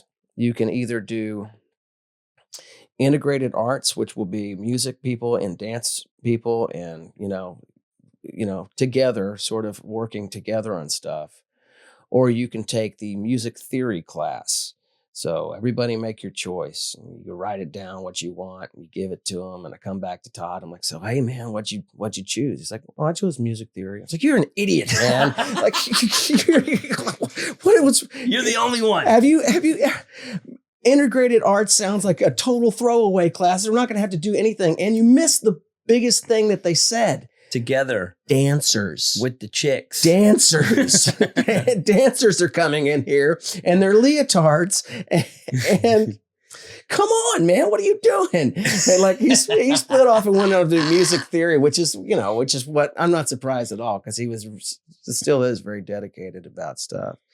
But yeah, no, those dancers came in and I got a girlfriend out of it. Hell right? Yeah. So yeah, here's to that. It was good. But we still talk all the time, man. Great dude, and he teaches like vocal choir at a school, which makes total sense. I don't doubt it, because he went to college and studied all that stuff. Anyway, great guy. So Lone Star Trio kicks off. Right, you hit the scene with the bang. Yeah, you have this real hard Texas brand of new, hot, fresh rockabilly. Yeah. That's talking about current issues and, also with the throwback to the old hot rod. Yeah. Hot rod kind of symbolism. Sure. All this stuff. And it was just really ignited the Dallas rockabilly scene. And this is 92, 3, 4. Yeah, this is the first gig that we ever played. And this is when the drummer came back to thinking he might want to play. The Wagoneers were playing at the Three Teardrops Tavern, and they called the Three Teardrops was over on Industrial. Boy, that was a cool place. Oh yeah. Man. It was a cool place. I mean, that was such a sort of I remember meeting ground for so many people. Came out of the woodworks. It's so cool. And you would meet people that are still integral to the North Texas country music scene still to this day. It's, that's where I met Max Stalling, probably either there or Naomi's. Those were the two places. What in the Duck podcast is proud to be sponsored by Legacy Ink, the finest in tattoo pigments. I have been using this ink exclusively for over 20 years myself. It has been recently rebranded and marketed, but it has been the same recipe for decades. Real, hand-mixed tattoo pigments that heal great and last. People always comment on the yellow that I use and the yellow tattooed on me. My favorite, the Mayan yellow. I have seen countless 20-plus-year-old tattoos with the colors still vivid. Don't fuck around with all these newfangled companies with their watered-down baloney. Get the tried, true, and tested good shit. You can find them on Instagram at Legacy Pigments, or email Ashley today to place an order at legacyartsupplies@gmail.com. Tell them Oliver sent you and receive a special discount. Don't just do tattoos. Be a part of a legacy. But anyway, so the Wagoneers wanted us to play a set. We really didn't have a band, but it was like, man, we poked Steve Atkins again. We're like, hey, there's this gig they want us to do. I don't know if you want to play or not. And so he said, okay, yeah, we'll do it. And we called ourselves the 10 High Trio. And it was fun. We had a good time. And they would change to the Lone Star Trio because I was hanging around Austin at some point in time. And Derailers had just started. And they used to do a residency on Tuesday nights at the Continental Club. And I was hanging out. Another great band. Right. But everybody was talking about them because I think Brian, maybe Tony too, were from Oregon, and they had just moved to town and were playing these Tuesday night shows. And I went out there to check them out because everybody's talking about them. And the guys from High Noon were hanging out at this show. And I remember talking to Sean Mincher, the guitar player, and I was telling him kind of what was going on. And he's like, the Lone Star Trio, that should be your band name. I was like, well, that sounds good. It sounds real good. So yeah, we just started playing a whole lot of shows and trying to get good, and made a little demo tape and cassette tape. That everything that I say this a lot, and it's true. Everything musically that I've done was built on like $3 or $5 cassette tapes. And you'd make them and you'd sell enough of them to make a T-shirt, and sell enough T-shirts to make a CD, and like all just steamrolling just the old school way, selling them off the stage or whatever. But yeah, we were having a good time, and we were talking about Ronnie Dawson a while back, and Ronnie really wasn't playing any shows much in the U.S. Like I think he might have done a West Coast thing in Big Sandy, and the guys backed him up. But mainly he would go to these rock and roll revivals in England, one big one called Hemsby and stuff. And because he was people knew about him over there. Sure. Well, there are two places that were like Mecca for rockabilly, and it was California and, Europe, mainly England at the time, I think. But yeah, so for those people who would watch this or listen to it, like there's a radio station in Dallas called KNON. It's a community radio, and they play all different styles of stuff. And they had a rockabilly show hosted by Cowhide Cole. Oh yeah, Cowhide Cole. And Cowhide was always really good to us. And so we would go and do his radio show and stuff, and that was really cool because that's the first place I ever was on the radio, and that was a big deal to us. But I remember KNON still doing it. Yeah, still doing it, and it's really some of the greatest music played because it's just all for the love of the music. The DJs they don't have a program director telling them what to do; they just pick out the good stuff. Yeah, But anyways, I got a call from Cowhide Cole one day. And I don't know, probably a sophomore in high school. I don't know. I can't remember. And he's like, hey, Ronnie Dawson would like your phone number. Is it okay if I give it to him? Now, I knew who Ronnie Dawson was, Nancy Shaggy Moore, who was also a DJ for KNON, had schooled me about all the cool Ronnie Dawson stuff. And so, man, I was stoked. I was like, man, hell yeah. That's awesome. And so one day I'm just hanging out at the house and the phone rings and my mom answers. She's like, Matt, Ronnie Dawson's on the phone. I'm like, whoa, man. Oh, that's so cool. And he had heard about our band and he was looking for a band to back him up locally and maybe on some road dates if possible. And he came over to my parents' house and loaded his amp up the stairs to what is now my daughter's room because I live in that house still. And we jammed a little bit and started playing shows around. He took us out to California, and he would do the deal where y'all would play some songs. We would open, and then he'd come out. Yeah, and y'all would back him. Right? Yeah. He did that with a few people. That was pretty common for a lot of musicians do that. Yeah. I know y'all in a long, illustrious career, you've played for many, many people. Sure. Chuck Berry. I never did Chuck Berry. Who was it? It was Bo Diddley. Oh, Bo Diddley. You did Bo Diddley. That was interesting. But it's the same kind of idea. Your backing band. Yeah. Yeah. That was interesting. It's weird that we even got that gig. And the gigs, we did it twice. And it was weird shows. Yeah, but Ronnie, it's always been like kind of a point of pride to say that Ronnie didn't have a U.S. band before the Lone Star Trio, and we were stoked. And of course, he was just such a great guy. Oh man, his shows were so fun. Yeah, and he was so energetic and I don't think there was really ever a time that we got off stage where he wasn't like drenched in sweat and happy. And smiling and happy and. I learned so much from that dude. But again, one of these guys who was never condescending or patronizing. Like he wanted to know what we thought about it because I don't know, he felt like the young cats that were playing for him, and there were lots of them. Dan played for him, like Nick Curran played for him. The list goes on and on and on. But he figured, he had a pretty good eye for getting good people. Yeah, and that's an old trick too, that like if you can find young guys, they don't cost as much, But he was super duper encouraging, and like going to the school of Ronnie Dawson, anybody who played with him can tell you it's like that's a big part of where you learn how to do that right. Because he knew, like, be tight. Yeah, Beyond, he just, but he's also one of those old cats from the 50s that were doing that kind of stuff that never stopped playing music. He had this band. He would play this band, the Levy Singers, in the 60s.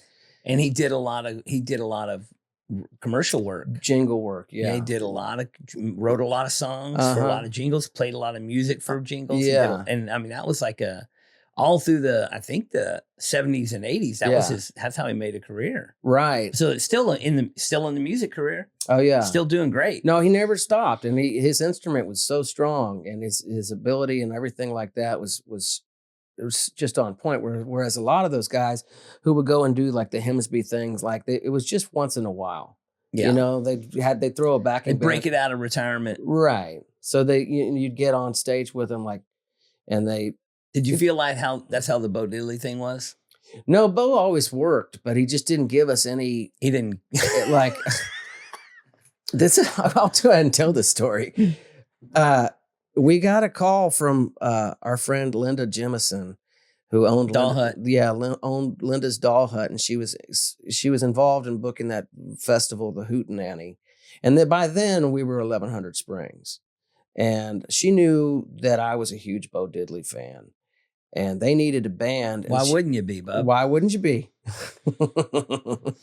But anyways, they needed a band to back them up. And she saw an opportunity. She's always looking for opportunities for us to do stuff. And she called me up and said, would you be interested? I know you'd have to come out to California and it's just one gig or whatever. But you could play a couple of gigs at the Doll Hut and get you some gas money and all that stuff. And back up Bo Diddley. And I think we were all just like, hell yeah, that sounds awesome. So we went out there to do it, and we, in communicating with her and Bo's camp, we're like, do you have a set list or anything, any material to listen to work up? And crickets, nothing. Yes, silence, nothing. Just learn the entire Bo Diddley catalog, which is kind of what we do. We took the greatest hits, and we in the middle of the day, we went to the Doll Hut and practiced. There was a keyboard player playing with us. I wish I could remember his name. Sorry about that if you're out there. But James, Bill. So we spent the whole day working up all these Bo Diddley classics. Pretty stoked about it. And the festival rolls around. We're waiting for Bo to show up. And finally he does. And I got to tell you, Mike Ness was really the headliner on this thing. Because on those Hootenanny deals, you went to the Hootenanny. I went to Hootenanny. Yeah. Was it Social Distortion or just Mike Ness? I think it was Mike Ness. Yeah. But the guy, the legends that they would have playing after were kind of the deadliner. You know what I mean? Yeah. They'd have somebody like Mike Ness or the Rev or the Cramps or whatever, and then they'd have Jerry Lee Lewis or somebody come and play, and some 70-year-old. Yeah, right. So that was Bo this year, and everybody backstage. There was two trailers, one for Mike Ness and one for Bo Diddley, and it was kind of messed up to me because everybody's running around making sure Mike's getting everything he needs. You know what I mean? And all the drinks are iced down. It's nice and cool in his trailer. Their AC is not even on. Drinks are just sitting there with no ice on them. And is he even there? No, he shows up. He comes in and sits down, and I'm just sitting, and I'm nervous. So you're in his trailer. Well, I have to go talk to him. Okay. And so. But you had full access to this trailer? Oh, sure. We're the band. Okay. But I didn't want to invade his space at all, really. But I got the nerve to go talk to him. And I said, hey, Bo, I'm Matt. I play with the backing band. And, I just want to tell you, we worked up a lot of the hits and stuff. And he said, we ain't going to play none of that shit. I'm just like, cool. Yeah. Why would you want to do that? Yeah. Why play the hits, man? Why would you? Why would you, bub? And they never turned on the AC, and they never took care of those. Nobody was looking at. I'm sitting there thinking, this is messed up because this guy's in the first generation Rock and Roll Hall of Fame. The first class, Bo Diddley's in. He's a huge influential artist, and you can't even put ice on his drinks, man. I don't know. Anyways, but I tell you what was a trip. So basically, whoever's in charge of that hootenanny, y'all fucked up. I thought so. Yeah, I thought so. And I know who you are. right. I did at the time. But anyways, what was a trip about him hanging out in his trailer? Number one, he was pretty nice. He was a nice guy, you know, like he was approachable. And there were like 20-year-old girls just hanging around the trailer the whole time he was there. You know what I mean? And They might have been 21. well, they were not his age. I'll say that much. And they flocked to him still. And at some point, like he looks at me and he goes, I'm gonna tell you something. I'm 70 years old. This shit ain't quit yet. I'm like, yeah, man, you're cool, dude. Like that's rad. So it comes time. The stage was set up to where it's like Mike's playing. It's this big stage, and then right next to it is where we're supposed to play, so that we can set up. So the bands keep ping ponging back and forth, and Mike's about to wrap up his show. We're all in position, and getting ready for Mike to be done and Bo to come on. Mike's done, and I can look back and see where Bo is standing on the steps of the trailer. He ain't moving. He don't care. And I'm like, okay, well, this is interesting because thousands of people are leaving right now. It'd be awesome if we could start the show. Yeah. You know, this would be really cool. And we travel from Texas, so I don't know. Maybe let's do this, you know? And he's not budging. And I think the story was that he had in his rider, he was supposed to get a pack of V-neck T-shirts. So they'd have. I thought you were going to say juicy fruit gum. No, pack. But it could have been like, yeah. You know, he needed his V-necks, so he could change into something after the show. You know, like which is reasonable. And it's just like he could have asked for it the whole time he was there. But he waited until that moment and for that issue to make a stand. You know what I mean? Yeah. Like, and good for him because you can't put ice on the drinks. You can't turn on the AC. Can't give me my V-neck T-shirts. I gotta have them, dude. It's in the rider. He finally gets on. Read my contract. Yeah, they get it for him. He finally gets on stage, and we have no earthly idea how long went by. Well, we were gonna. It was probably 5 minutes, but that's a long 5 minutes. Yeah, you know? People can walk a long way in 5 minutes. Yeah, no, and it could have been longer than that, but like we're just up there waiting, and now he gets on stage. Now here's the real thing. What are you gonna do? We have no idea, no earthly idea what's going to happen.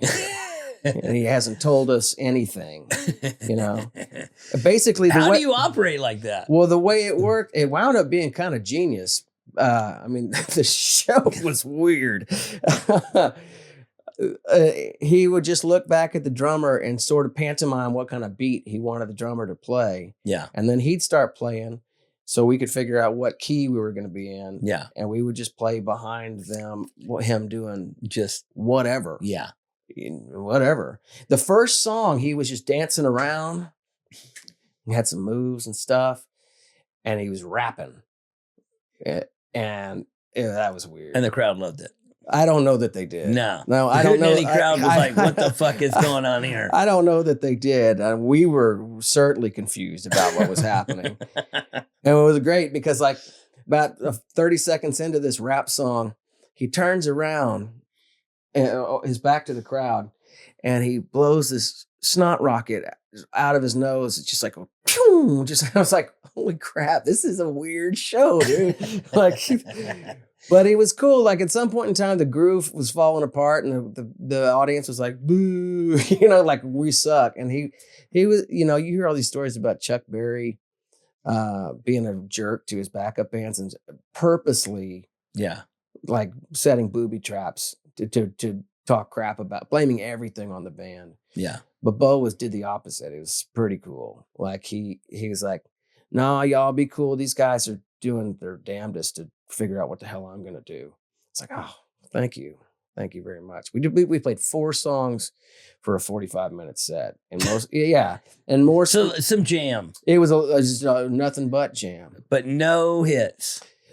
No, he did. I'm a Man. Yeah. He finally he got behind the drums and played the drums, and then he handed it back over to Bruce to play, but which I thought was cool. Like once you get to the point where you're playing one that and you're doing I'm a Man, it's like, oh, see, now this is cool. You know, the second time we played with him, that was a 90-minute set, and that was weird. How many songs? It was, I mean, I don't 3 songs. Right. Yeah, right. He showed up, dude. We got the call. This was in Fort Worth, and he showed up. Did he remember you? No. Okay. He's like, just another band, another backup band. Yeah. He was cool, man. He was a nice guy, but we got the call because somebody at the Ridgely knew that we had done it before. And they're like, hey, we know you've done this. Do you want to? And we did so well. You want to do it again? I'm like, yeah, sure. Can we get Bo was nice, and I would like to try that again, you know? But I had to tell him, it's like, look, we need to set. I don't know if you've ever, no, we didn't get any of that. Oh, man. No, we didn't even expect it. Like this time we know what's going to happen. But he showed up, man, and he had a truck pulling a car trailer, and on the trailer was like an old, early to mid 60s station wagon, which was cool as hell. And he'd been on the road, and he had like one of his wives or something had this old car, and he had to pick it up, and which was cool. But he had a truck with a camper trailer on top, not so different than the way 1100 Springs used to roll. And I expect the door to open, and it had like, those stickers that you sometimes buy at the grocery store. They're like reflective sort of flames. Oh yeah. They had that on the wheel wells. It's just like, what? What is that? He's out there. Some AutoZone special graphics. He's like, man, that's cool. Fire, man. Like, okay. So I expect the door to the truck to open, and he's going to get out. But the latch from the truck bed opens up. And he's rolling in the bed of the truck, just laid out, and he's climbing out in his slacks and stuff. and which was, I don't know, to me, just beautiful, because it's like, here's this legend, hero of mine, and he's not rolling much different after 50 years in the business than we do today. And then I'll just give, the show was very similar, but longer.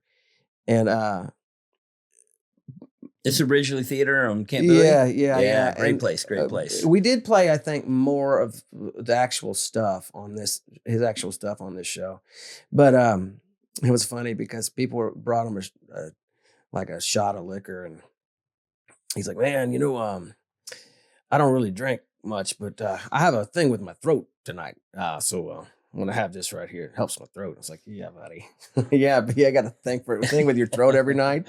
But there was one particular song, and then I'll get off the Bo Diddley thing. But I do have, it's so weird to me because he starts talking, and he's like, and he's got, I don't know if this will make sense to you. He's got like a pedal board that's like it's a MIDI pedal board with all these different sounds on it.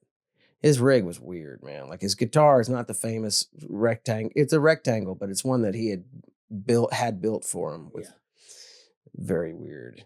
But his pedal board was weird. It had some strange sounds on it. And he's like, y'all may not know this about me, but I studied, I am classically trained. I studied classical music for 12 years. And in my mind, I'm sitting there going, oh no. Here we go. No. What is this not? Should have got Tom Dethridge out here. This cannot be good, man. Like, this can't be a good thing. It's about to happen. Because then he doesn't give us a clue as to what to do, but he starts barring all the strings and just moving them around the neck randomly. There's no way to figure out what key you're in. Yeah, it's just Yeah, he's just it's just going dun, dun, dun, dun, dun, dun, dun, dun, dun, dun, dun, dun. Like, and we're all just what the hell is going on right now? So you start playing a beat to it and try to figure out what key to play with, and then every once in a while he would step on one of these pedals on his MIDI board, and there's like this sound that sounds to him like a horn. Yeah, and so he's like randomly, and he steps on the thing, and then he just goes up high on the neck, just goes wah! Wah! And I'm like, what? Bo Diddley, everybody. Solo. Yeah, but he was nice, man. He was cool. Classical solo. Yeah. I'm like very bizarre, Anyways. Holy mackerel. Yeah. I think I would have capped it at 2, though. I think if they asked me to do it a third time, I don't think I would do it, So, because that was enough. Yeah. It seems exciting though. Listen, no joke, dude. I mean, I was and still am a huge Bo Diddley fan. Yeah. Like, I mean, my dad was a minister, a Presbyterian minister for a while. And man, he had this, it was a point of pride for him because he had this sermon that he wrote. He wrote all these sermons and stuff. And one of them he cited, he compared John the Baptist to the song "Who Do You Love" by Bo Diddley. Nice. I watched 47 Miles of Barbed Wire. It's cobra snake for a necktie. Just how, I don't know. I always thought that was cool. So that's like the first time I ever heard about Bo Diddley. Was a kid. My dad was into it, and so it was cool to be able to share the stage with him and stuff. And the fact that he, all in all, even though he didn't tell us what the hell we were going to do, he wasn't a jerk about it. Yeah. Well, I mean, he could have given you a set list. Could have. Yeah. But he probably didn't have one. Yeah. I think he was done thinking about that. Yeah. I'm just going to be Bo Diddley. Right. Yeah. But it was cool, man. He did have some moves, like for an old guy, like he was getting it, a little bit, doing little raps. Doing little raps. Uh-huh. Yeah. It makes you, if you go and you watch like interviews and stuff from him at that same time, it's like, man, I really wish we would have gotten to talk more when we're sharing time together, because he was a pretty cool dude, Well, in this part of the story, we've segued into the 1100 Springs, which was, you and Steve still from Lone Star Trio. Yeah. But before 1100 Springs, okay, Lone Star Trio took a hard left turn and decided to be heavy metal. Yeah, I mean, I don't think we thought of it like being heavy metal. It was a real, it's to explain why we did that. It was an experiment. It wasn't life experiment. Yeah, we were getting louder and louder, and of course, when we hired Seven Antonopoulos on drums, it's like that took the music in a whole different direction. Oh, he changed his name to Seven. Yeah, I still call him Chris, but like, anyway, that took it in a whole different direction. We were really kind of chasing the Reverend Horton Heat thing. It was pretty obvious. And I seem to remember the time when he was in Lone Star Trio. Yeah. That there was this kind of I remember, I may be wrong, but I remember this battle between you and him where you were trying to keep him off of the double bass pedal.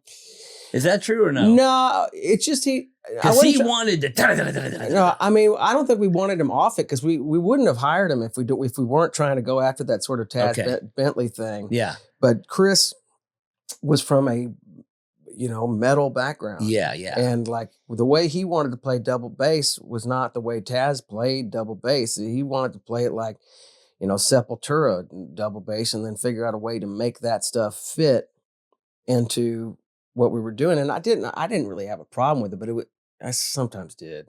Yeah. But there was like, hey, it was a volume issue. Get on this train. Right. He's on this train. It was a volume issue more than anything at the time. And that's one of the things that we became so loud, and we weren't. He played so hard. And so we matched it, and we didn't have a problem being loud, because we're like, well, the rev's loud. I don't think the rev was as loud as we were. And it became an issue being on the road because it's like, you can't hear the bass. You can't hear my vocals. You can hear the drums. You can hear my guitar. You can hear, you can hear the drums. Yeah, you can hear the drums most of all. And it was also a thing with Lone Star Trio. Like, we were doing pretty well, and if we'd have been smarter about it, maybe we would have stuck it out and figured out a way to grow through all that, because it was a good band, and I think people, crowds were showing up on the road, and we were getting write-ups and stuff. The rockabilly scene did start to dip. I can remember exactly. We were having all these troubles with volume and stuff like that. And then also whatever labels that we were talking to. Now, all of our friends are getting signed left and right. The Toadies are doing great. Hagfish is doing great. The Rev is, of course, killing it. And if you remember in the 90s in Dallas, Fort Worth, bands were getting signed to big deals left and right. Dallas was a mecca, man. It was like a whole sort of Seattle speed dealer, right? Seattle of the Southwest or whatever. Like, there is a lot of eyes on Dallas, and we're trying to capitalize on that. And anybody we talked to had a wait and see kind of attitude, and our attitude is like, we can't afford to wait and see, man. Yeah. But I do. So that was part of it. Getting loud was part of it, and people not signing us to anything was part of it. But I can remember being on tour with Tenderloin, and we played this place called the Grand Emporium. Is this as Strap? This is as Lone Star Trio. Okay. And we played the Grand Emporium in Kansas City, which was an old kind of legendary blues place. All kinds of people had played. And the buyer, when paying us our pittance for the night, like he says, Lone Star Trio, you guys are kind of like the Rev Junior, right? And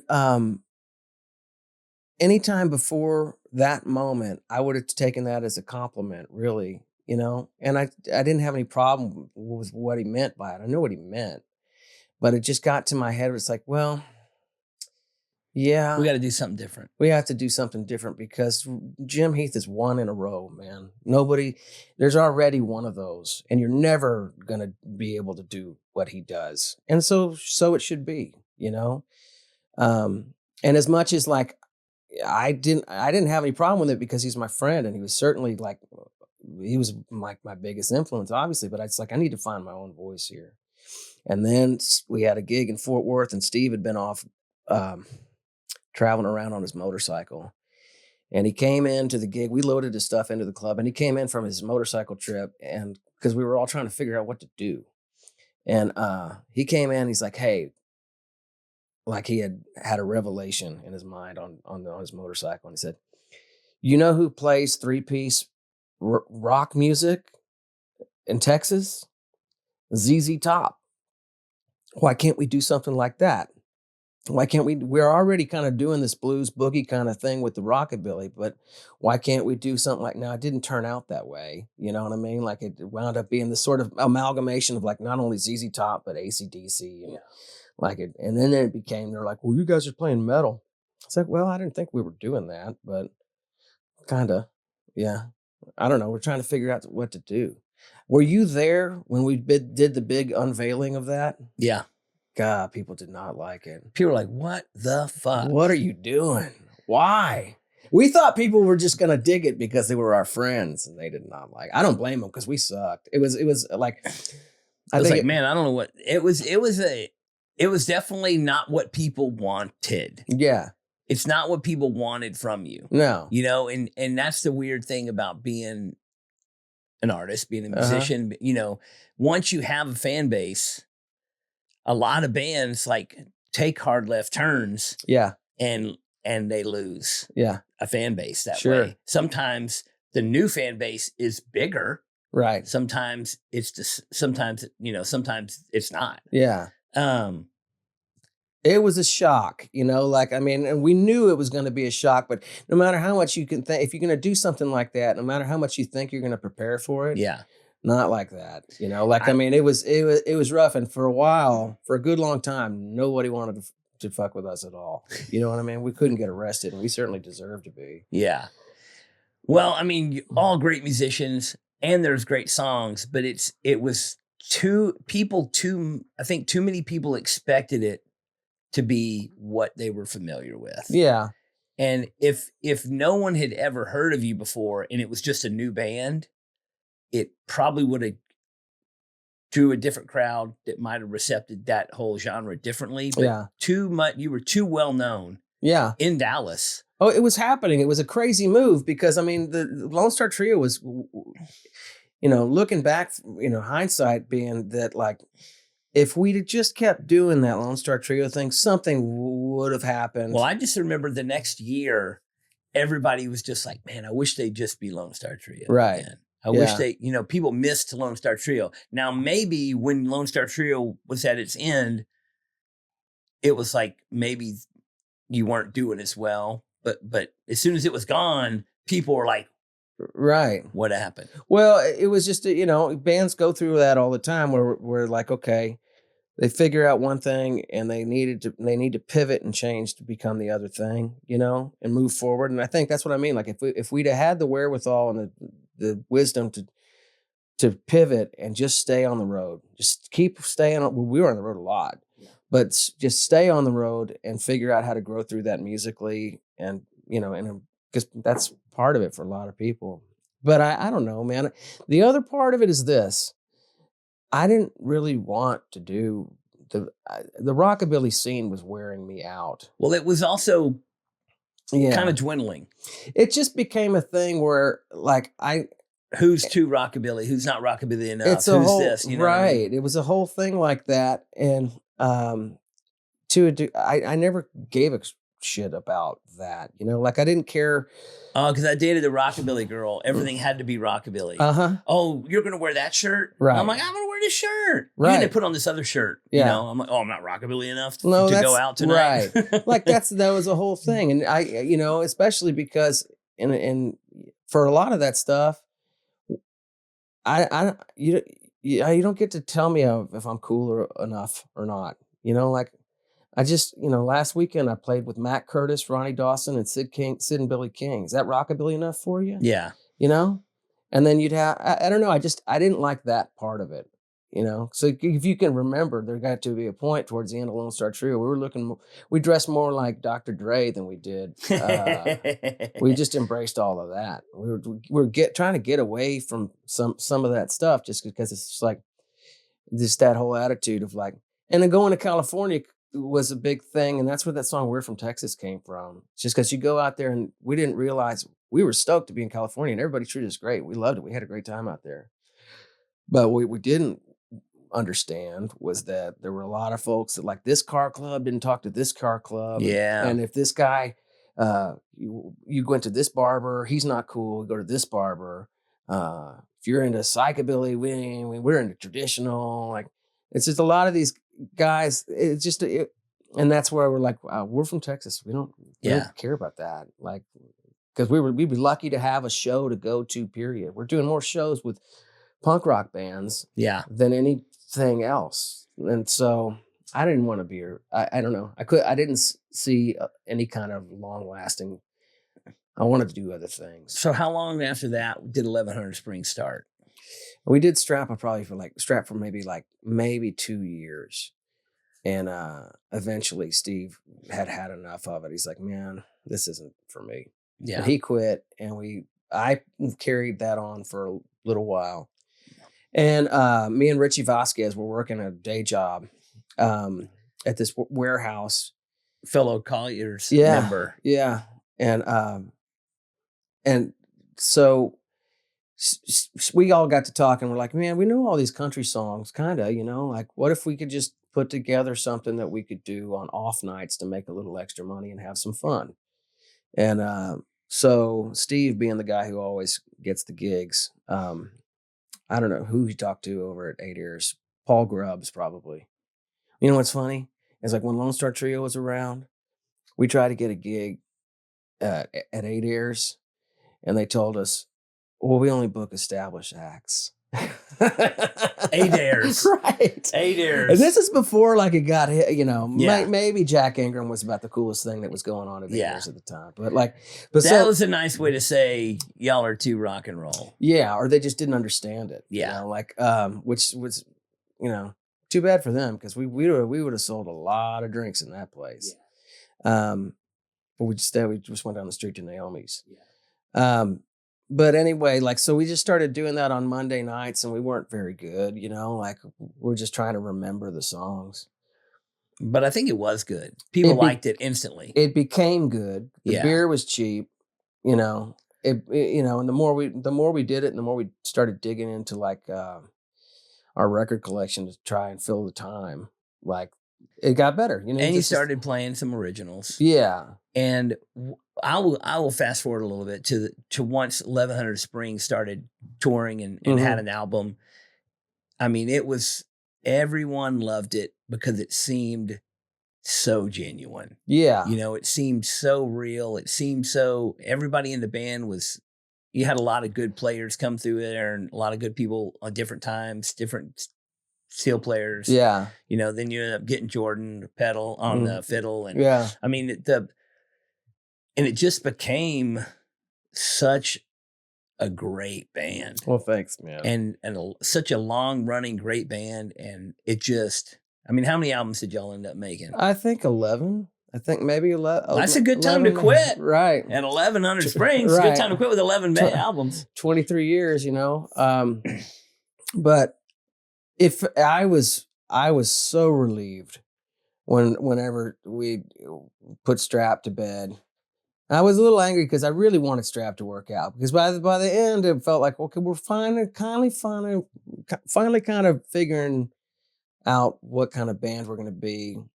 But when it was done, I was pretty relieved because my voice was not made for that. You know, it was not made for that. Me trying to scream and do all that stuff. Like, I mean, I got to where I kind of figured out, like in a Bon Scotty kind of way, how to do it, but it was not made for that. And then going back and just going, okay, I'm in a band where I can actually sing again. I'm a crooner. That's what I do. I mean, people are drawn to your vocals. Yeah. People are drawn to your voice, and you know, thank you so much for playing so many of my parties, you know, for 28 years. Yeah. You know, you've played so many of my parties, and just you and a guitar can captivate the whole room. Well, thanks, man. You know, and it's whether it's the tiny room at the Curtain Club on the small side, you know, or the whole room at Trees or whatever, but it's, you know, obviously that is what you were meant to do. Well, it's a lot of fun, man. It's a lot of fun to do that. And I like those type of shows. And of course, now that's kind of the bullseye for me, just doing the solo acoustic thing. And at your stuff, like, it's fun because I kind of dig into a lot of the old classic covers, which I do anyways. But like, if I'm going to do an actual sort of featured show, I usually just play 95% original stuff. But those shows are, I mean, we love it all. Yeah. Those shows are fun because, you know, like, I know a lot of the people who come to your parties, like, you know, they're there to party. Yeah. You know, it's fun to let loose and just see what I can remember. You know what I mean? Well, for those of you who don't know, Matt the Cat here is basically a virtual rockabilly country Hall of Fame jukebox. He can play for 3 hours straight and pretty much play almost any request that people throw out from the crowd. I do have some blind spots, but yeah, but I mean, if somebody yells out an artist that you know, you're like, oh, I know like 20 of those songs. I know 15 of those songs. Yeah. You know, it's just like, and all the staples, you know so many songs. Yeah. You know, whether it's Buddy Holly or well, that was a job, man. Or like whatever. Right. I mean, it seems people are blown away. Like we had you come down to the River Run outside in New Braunfels one year and play at the campground. And there's probably 100, 80 people, 60, 70, 80 people there maybe. You played for probably 2.5 plus hours. Yeah. And people were just requesting, you know, and you were just on it. And people were blown away. Yeah. You know, and how good it sounds. And how great it is. And you played a bunch of originals, you know, and just unbelievable how much how much you have up in there, how much musical history and knowledge you have. Well, thanks, man. I mean, it's a love for music for sure. Yeah, and it really, like, it's you know how it is, dude. It's the same thing with you, just like needing to know how to do all different styles of stuff. Like, I mean, you have to. There's when we first started playing, if you had to get a gig, you needed to probably play from 9 to 1. Yeah. You know, and with the rockabilly thing, like there's a lot of honky tonk stuff, but then you would go and you didn't want to seem just like a cover band, so you kind of dig deeper into some more obscure stuff, so people maybe thought you wrote that stuff. Yeah, you know a lot of people don't know. Yeah, they don't know, and they don't. You know, it's not. It's something that they haven't heard. Whether they think you wrote it or not, they don't care. It's just something that's different. You know, but that's it's a skill. It's it's a learned thing, and you just pick that stuff up along the way. The fact that it stays in my mind, that's a damn miracle. But you're to the point now where when you play a show and people request stuff, a lot of times people request your own song. Yeah, and that's pretty amazing. No, I appreciate it. You know, that's the goal, right? Yeah. I went and saw Dale Watson last night, and Dale's always great, man. And of course we did those runs together last year and became real good buddies. And about halfway through the first one, we did a West Coast run, and halfway through, he said, "Man, you know what? Why don't you just plan on for the last 20 minutes of my set? You'll just get up with me, and we'll just riff. We'll just go." Which still to this day, the best. It's great, but like, I mean, I know a lot of songs. This dude knows a lot. It's ridiculous. He's been doing it a little bit longer, a lot longer, and just like he can just pull that stuff out like nobody's business, and even stuff of his own that like he hadn't played it the whole tour, and then somebody will ask for something off his first album, and he just digs right into it. But like it's so like. I feel comfortable getting up there and doing that because I know I can fake my way through it to a certain degree, but Dale's a different animal when it comes to that. But that's what I mean. That's like part of the whole deal. Well, one thing I'll say to toot your horn real quick is that I've been listening to you play music a long time, and I love a lot of the old classics and stuff. But there's a couple songs that you cover. Long Black Veil being one of them, which many versions of Long Black Veil out there. Your version is my favorite. It's the best. Man. It's not inherently crazily different, right? But it's just one of those songs that your voice is just right for. Okay. You know what I mean? Well, thank you, man. And I love it. And you play a lot of songs for me because you know what I like a lot of times, but there's just a lot of versions of songs that you do, that your version is my favorite version, which is kind of hard to do when you're competing with a lot of other people that have done these songs, but the hot news off the press, the sad news was 1100 Springs broke up. Yeah. And a lot of people were like, and I'm just like, man, that's a pretty long run. Yeah. But the second I heard it, I was like, well, Matt's going to keep making music. Yeah. Matt's going to keep making albums. Matt's going to keep playing. Matt's going to, and here we are, man. Yeah. You're wearing the shirt. Oh, yeah. The State Fair Records. Man. Then you got a new solo album coming out. Yeah. This is my second for them. Comes out next month. That's right. Yeah, no, it's which when we don't know when this is probably air. It won't be next month, but it's coming out soon. June 21st. June 21st. The new album's coming out. I was very honored that you asked me to do the artwork for the album. Well, you and I have had a good relationship working in trade, like over the years, either tattoos, and I'll go play a party and I get tattooed. And, but this time around, it's funny because now I'm all sleeved up and I think I'm, probably maybe done. Well, I told somebody the other day, I was like, something about trading you tattoos for playing the party, whatever.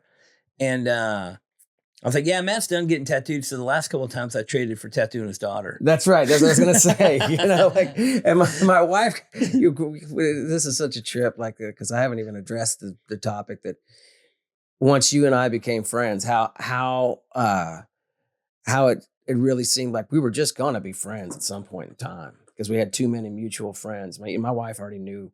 By the time the first time I mentioned, yeah, Oliver gives me tattoos. She's like, Oliver Peck? I've known her long before you did. Right. Yeah, exactly.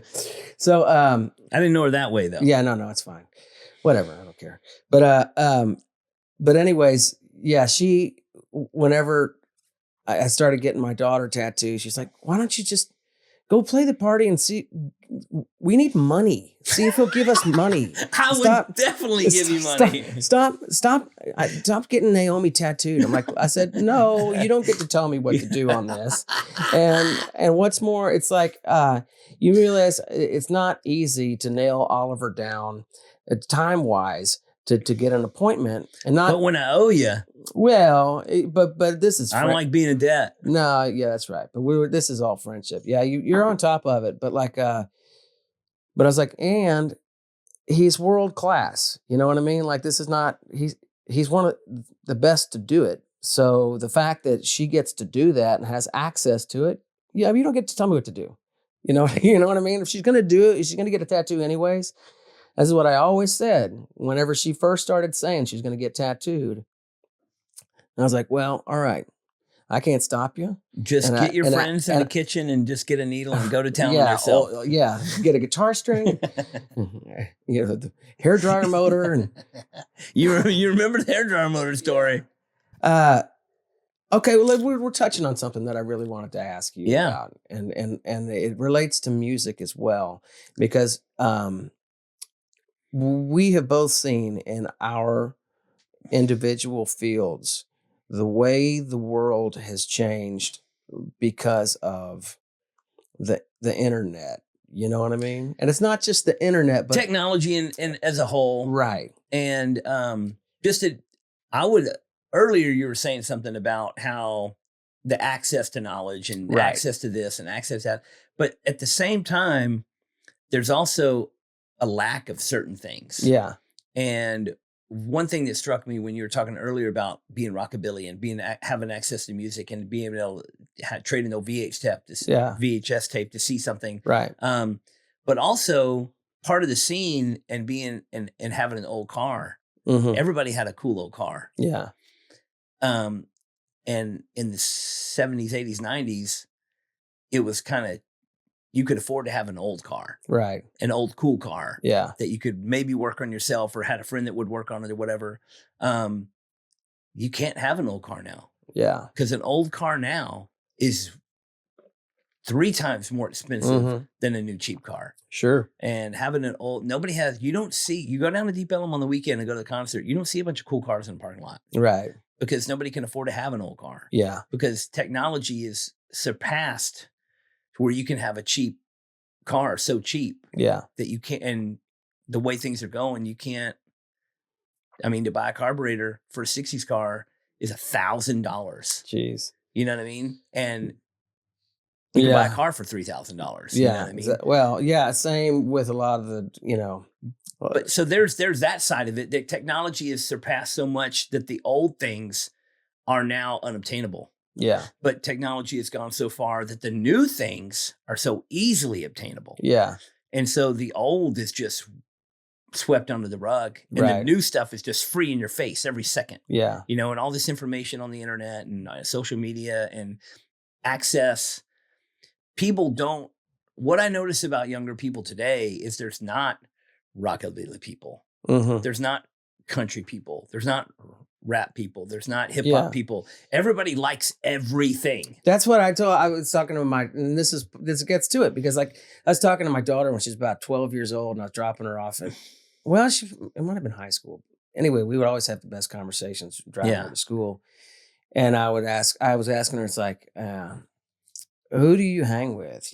Like who do you hang with at school? You hang with the jocks or the preps or the dweebs or the heshers. Right. Heshers. Yeah. Do they even have heshers anymore? No, that's the thing. She's like, Dad, we don't. There's no groups. That's no groups. Like everybody. Everybody's weird. coexist. Yeah, everybody's weird, which is, for us growing up, like that's that whole Breakfast Club thing where, like everybody's the only people that everybody hung out with were the stoners Yeah. because they had weed. Yeah. But The common ground. yeah, Drugs. right, exactly. But no, but I think about our relationship and our friendship, and especially as it applies to you and your business. And this is the reason I brought it up, is because I know for a fact that when we started going on the road with Lone Star Trio and then got into that whole sort of California culture, and then the world of tattooing out there was a whole different thing. They had all kinds of guys who were, especially Eric Mosky, our late friend, who it just blew our minds. You know what I mean? And in Dallas at the time, there weren't but maybe 2 shops that people would go to. And before Paradise, before where we really started hanging out together. But just the way that whole sort of revolution happened, and that culture just exploded. I'm always interested in it because I can remember how it looked to us. Because music and tattoos, especially rockabilly music and tattoos, kind of go hand in hand. So and rock and roll, yeah, sure. And now hip hop and now everything. But yeah, but I mean, like for you to watch it and then, like to think that I know that if rockabilly was nowheresville as far as people understanding even what it was back in the day, it still still is niche and Nietzsche. Yeah, God, I can never get the word right. But like, it's still pretty underground. Yeah. But the fact that all this information is free for people to find. Yeah, but people will find one artist or one song or one thing, and they'll like that. Yeah. That doesn't mean they go down follow that rabbit hole and like all the rockabilly music. No, I know. You know, it's crazy because nobody's pigeonholing themselves into a style nowadays and saying, "Oh, I like this," right? And like every band that's related to it, people just more like sprinkles of pieces from everywhere. Yeah, and tattooing is kind of in the 90s when I really started traveling and meeting tattooers all over the world. You could have named a city, and I could have told you who was the main tattooer in that city. Yeah, and now the tattooing is not such a small, it's huge niche group anymore. It's like there is hundreds of shops in every city, and there's hundreds of tattooers that are amazing that I've never heard of. Right. And it's, and people are like, oh, because, people used to say, oh man, do you know so-and-so? I'm like, yeah, I know so-and-so. Right. Now they say, you know so-and-so? I was like, right. There's too many so-and-sos to know now. 100%. Same with music in general. I just wondered how much of it you actually, because I remember when you really started traveling all over the place and really just making your mark, literally and figuratively, like, and really getting into that world and wondering what the difference was between the internet coming along and everybody being able, because it was already kind of blowing up anyways, like, but then it happens, and exponentially, right. And then who would have ever thought that there would be one television show about tattooing? Whoever thought that? Because I mean, it was such a now there's a bunch of them, right? Yeah, and it was such a subculture thing. If you were going to go hang out at the tat shop all day, you're going to hear a lot of things that you're going to. It's a surly place. It is. It's not supposed to be. I mean, even still, the tattoo shop. I don't know if every tattoo shop, but people. We hire people to work at a tattoo shop. We hire shop helpers, and people got to you got to have a disclaimer. Hey, if you're going to work here, shit's going to happen. Right. People, it's going to be crazy. Yeah. Somebody could get in a fight, or somebody could fucking pass out or puke or shit their pants, or somebody could talk shit on each other, or somebody could say things that are offensive, or somebody could fucking, anything fucking goes. That's the way that it was. It's the fucking tat shop. And like people come in and they're like, if you get, there's no children allowed. Right. People bring their kid in and I'm like, hey, no fucking kids. Right. And they're like, hey, watch your mouth in front of my kid. I'm like, no, watch your fucking kid. Right. Yeah. You're in a goddamn tat shop. Yeah.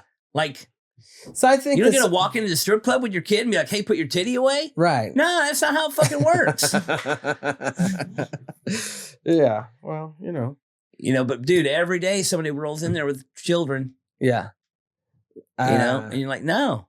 Yeah, I don't know. I mean, like that's what it's a trip to me. Just, I mean, even when I turned on the television for the first time and I saw Oliver Peck on TV, I was like, oh, this dude. Here we go. This dude, man. Here we go. Yeah.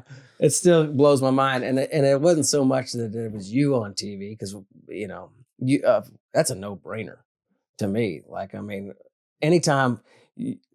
Not to toot my own horn, but people ask me all the time, like when Ink Master first came out, like why you, how'd you, what happened, blah, blah. And really the only answer is who the fuck else are they going to get? Right. Especially at that time. Yeah. Like, as far as tattooers that were well known. Yeah. I was a well-known tattooer. Yeah. I was also well known for being loud, obnoxious, and talking shit. That's it, right? And that's what they want. And you need someone to talk shit. Yes. Like, that's people are like, oh, what? You're an asshole on that show. I'm like, that's my job. Right. Literally, the job description was talk shit. People tell me, like, what is it like being on the show? I'm like, I literally just sit around for 15 hours a day for 9 weeks straight, just waiting for my turn to talk shit. Yeah. That's the whole job. Yeah. I sit around and wait, and then they point at me and I talk shit. And then I sit around and wait, and they point at me and I talk shit. That's the whole job. That's the funniest part about it to me, because like all of a sudden you're this superstar and people, if we would post up a picture or something of us hanging out or something, and people are like, oh, that's so cool. It's like, yeah, I've been knowing him for a long time, and he's just as big an asshole as any other asshole you're gonna meet. Like, I've been, this is why I love him. But he's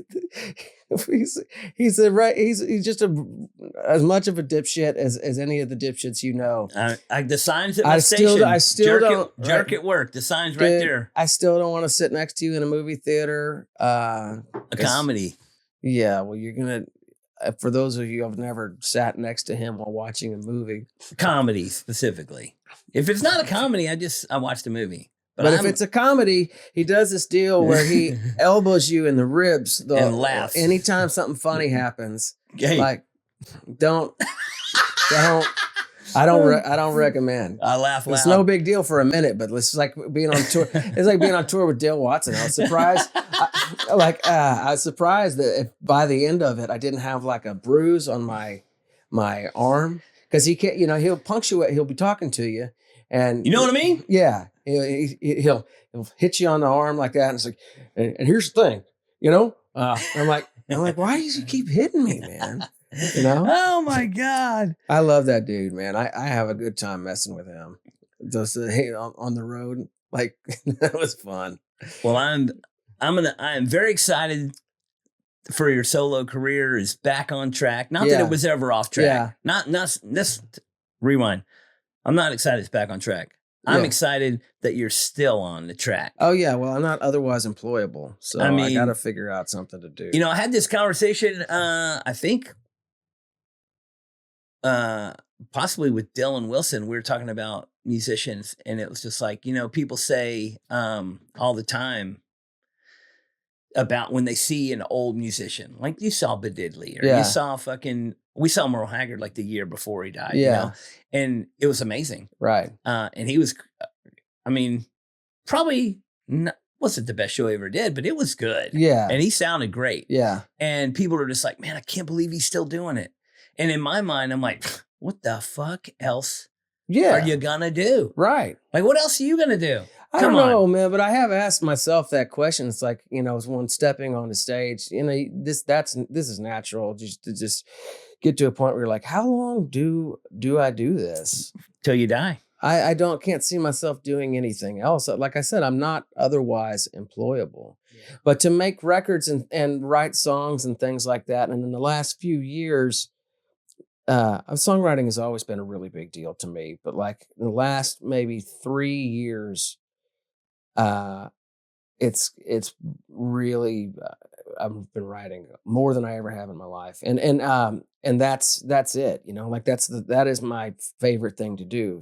Write the songs, and then if I get a chance to have some people like State Fair that'll help me put it out, I'll just keep doing it, and as much as they'll let me, man, because that's like my favorite, you know, to be able to take something that was nothing but a thought, and then, you know, it's that part of the creation is my favorite part. And so as long as I can keep making records, I'm going to do that, just because I love nothing more, you know. Well, I'm stoked for the new record. And for those of you that like real handheld tangible things, yeah, there is a 12-inch vinyl of this album that I did the artwork for, which I think came out great. It's a likeness of my buddy Matt here, but I appreciate people like State Fair that are still in the business and still creating real music and still putting it on vinyl. Obviously, it'll also be streamed and shared and all this, but it's creating new music is very important in most people's lives. For me, I mean, I love music of all kinds. We didn't talk about a bunch of our music loves and history on the show, but we've had many long late night conversations about all kinds of music. Oh yeah. But I mean, I love it when a new album is actually on vinyl. I fucking love that. And I love that that's coming back, and I love that people still care enough to get the real album. I hope it sticks around. You know, I mean, like, because as long as people keep making it. That's right. Well, it's just it's weird because and I hesitate to say it because I don't want to jinx anything, because I really want people to love it as much as I do, because I never stopped having a record player. I didn't fall off and then come back onto the craze. I have every record that I ever bought since the first record. What was the first? Do you remember the first record you actually paid for? The first vinyl? Yeah. Was this is a funny story. I mean, I don't still have this record. Okay. I wish I did. The first vinyl I ever bought from Sound Warehouse on Berry Street in Fort Worth, because I grew up in Fort Worth, was the Pac-Man Fever 45. Nice. That's cool. Yeah. I was very young, and, you know, music taste has not come into my life at this point. Sure. But Pac-Man Fever, they did have the vinyl. Yeah. Mine was Styx Paradise Theater. Oh, hell yeah. Because I was one of the first music videos I ever saw on whatever it was, like Friday Night Videos or something like that. Yeah. Tommy Shaw had that song, Too Much Time on My Hands. I like that song a lot. And he was wearing some weird jumpsuit and a feathered.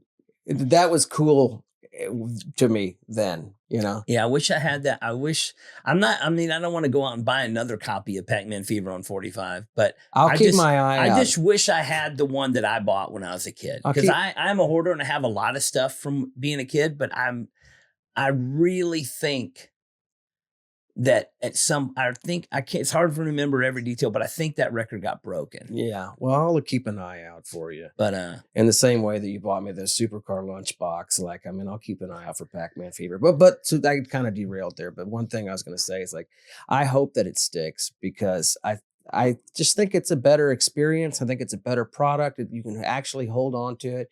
The liner notes and the artwork, like what you did, like, it's never going to look as good as it does on a 12-inch vinyl. Yeah. It's the scale of it is right. You hold it in your hands. You're holding a piece of art in your hands, and that's good. But at the same time, it's like I don't understand why people are. I know why I do it, but, like, I hope it lasts. I hope people don't just, because honestly, how are you going to keep that whole fad going for people to have to spend $25, $30 on a record? Yeah. Or listen to it for free on Spotify. Yeah. Or have it for free. I fingers crossed. But most of my favorite albums of all time I own. Yeah.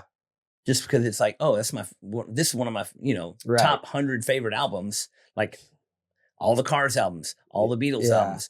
I own them. You know what I mean? Yeah. It's cool. Well, it's hard to this. I went to one of my favorite flea markets down in the San Antonio area recently, and they had a booth that sells vinyl records, and it was a trip. I got a thing in my throat. Yeah. Anyway, it was a trip because this guy's got all these records and everything, and he's like, in this box right here, you can get 20 records for $1. Just get them out of my hair. And some of them are not great. Yeah, but there's a lot of good in there. You know what I mean? Like, I don't know when I'm going to listen to the stuff, but at the same time, it's like, I can't turn that down. So recently I did that, and then I come back home and I got to rearrange all the shelves. Got 20 more records. Right. I got to rearrange all the shelves, and they take up a lot of space, but so does all this stuff. Yeah. You know what I mean? Nobody can see all this stuff that you have. I got some stuff. Shit on the shelf is my favorite thing. Do you? You've got to have Beavis and Butthead stuff. Oh, I got some Beavis and Butthead stuff. Yeah. I got quite a bit of Beavis and Butthead stuff. Yeah, I believe that. I'll show you. Yeah, I got some Beavis and Butthead stuff too. Well, brother, I know we could probably talk till the end of time. Forever. Maybe we'll have to do we'll bring you back. And then, well, and a lot of the times that we've been able to have conversations about life or stuff like this is whenever you're tattooing me. Yeah.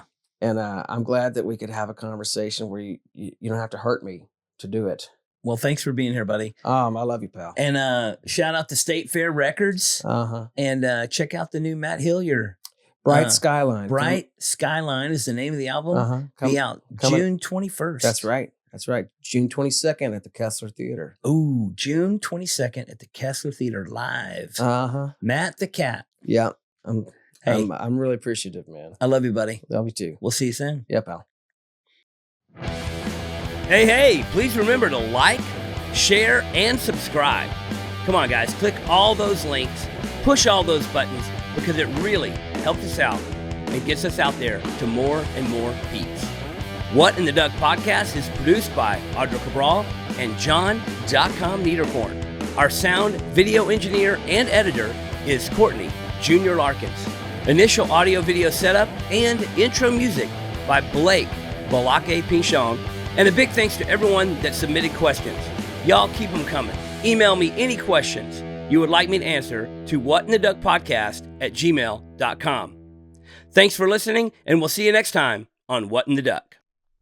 What in the Duck podcast is proud to be sponsored by Label Solutions, www.labelsolutionsinc.com. I've been a customer of theirs for over a decade. They make the highest quality premium labels for all kinds of products. Food and beverage, personal care products, pet care products, beer and wine spirits, CBD products, automotive products, and more. They can make a label for almost anything. Multicolor, custom die cut, full wraparound labels, too many options to even tell you about. I use Label Solutions for all the stickers and labels for my stuff, like the Tiki Loco label on the coffee I'm drinking right now. They do have a minimum order of 1,000 labels, so they won't make you 20 labels for that soap you're making in your bathtub.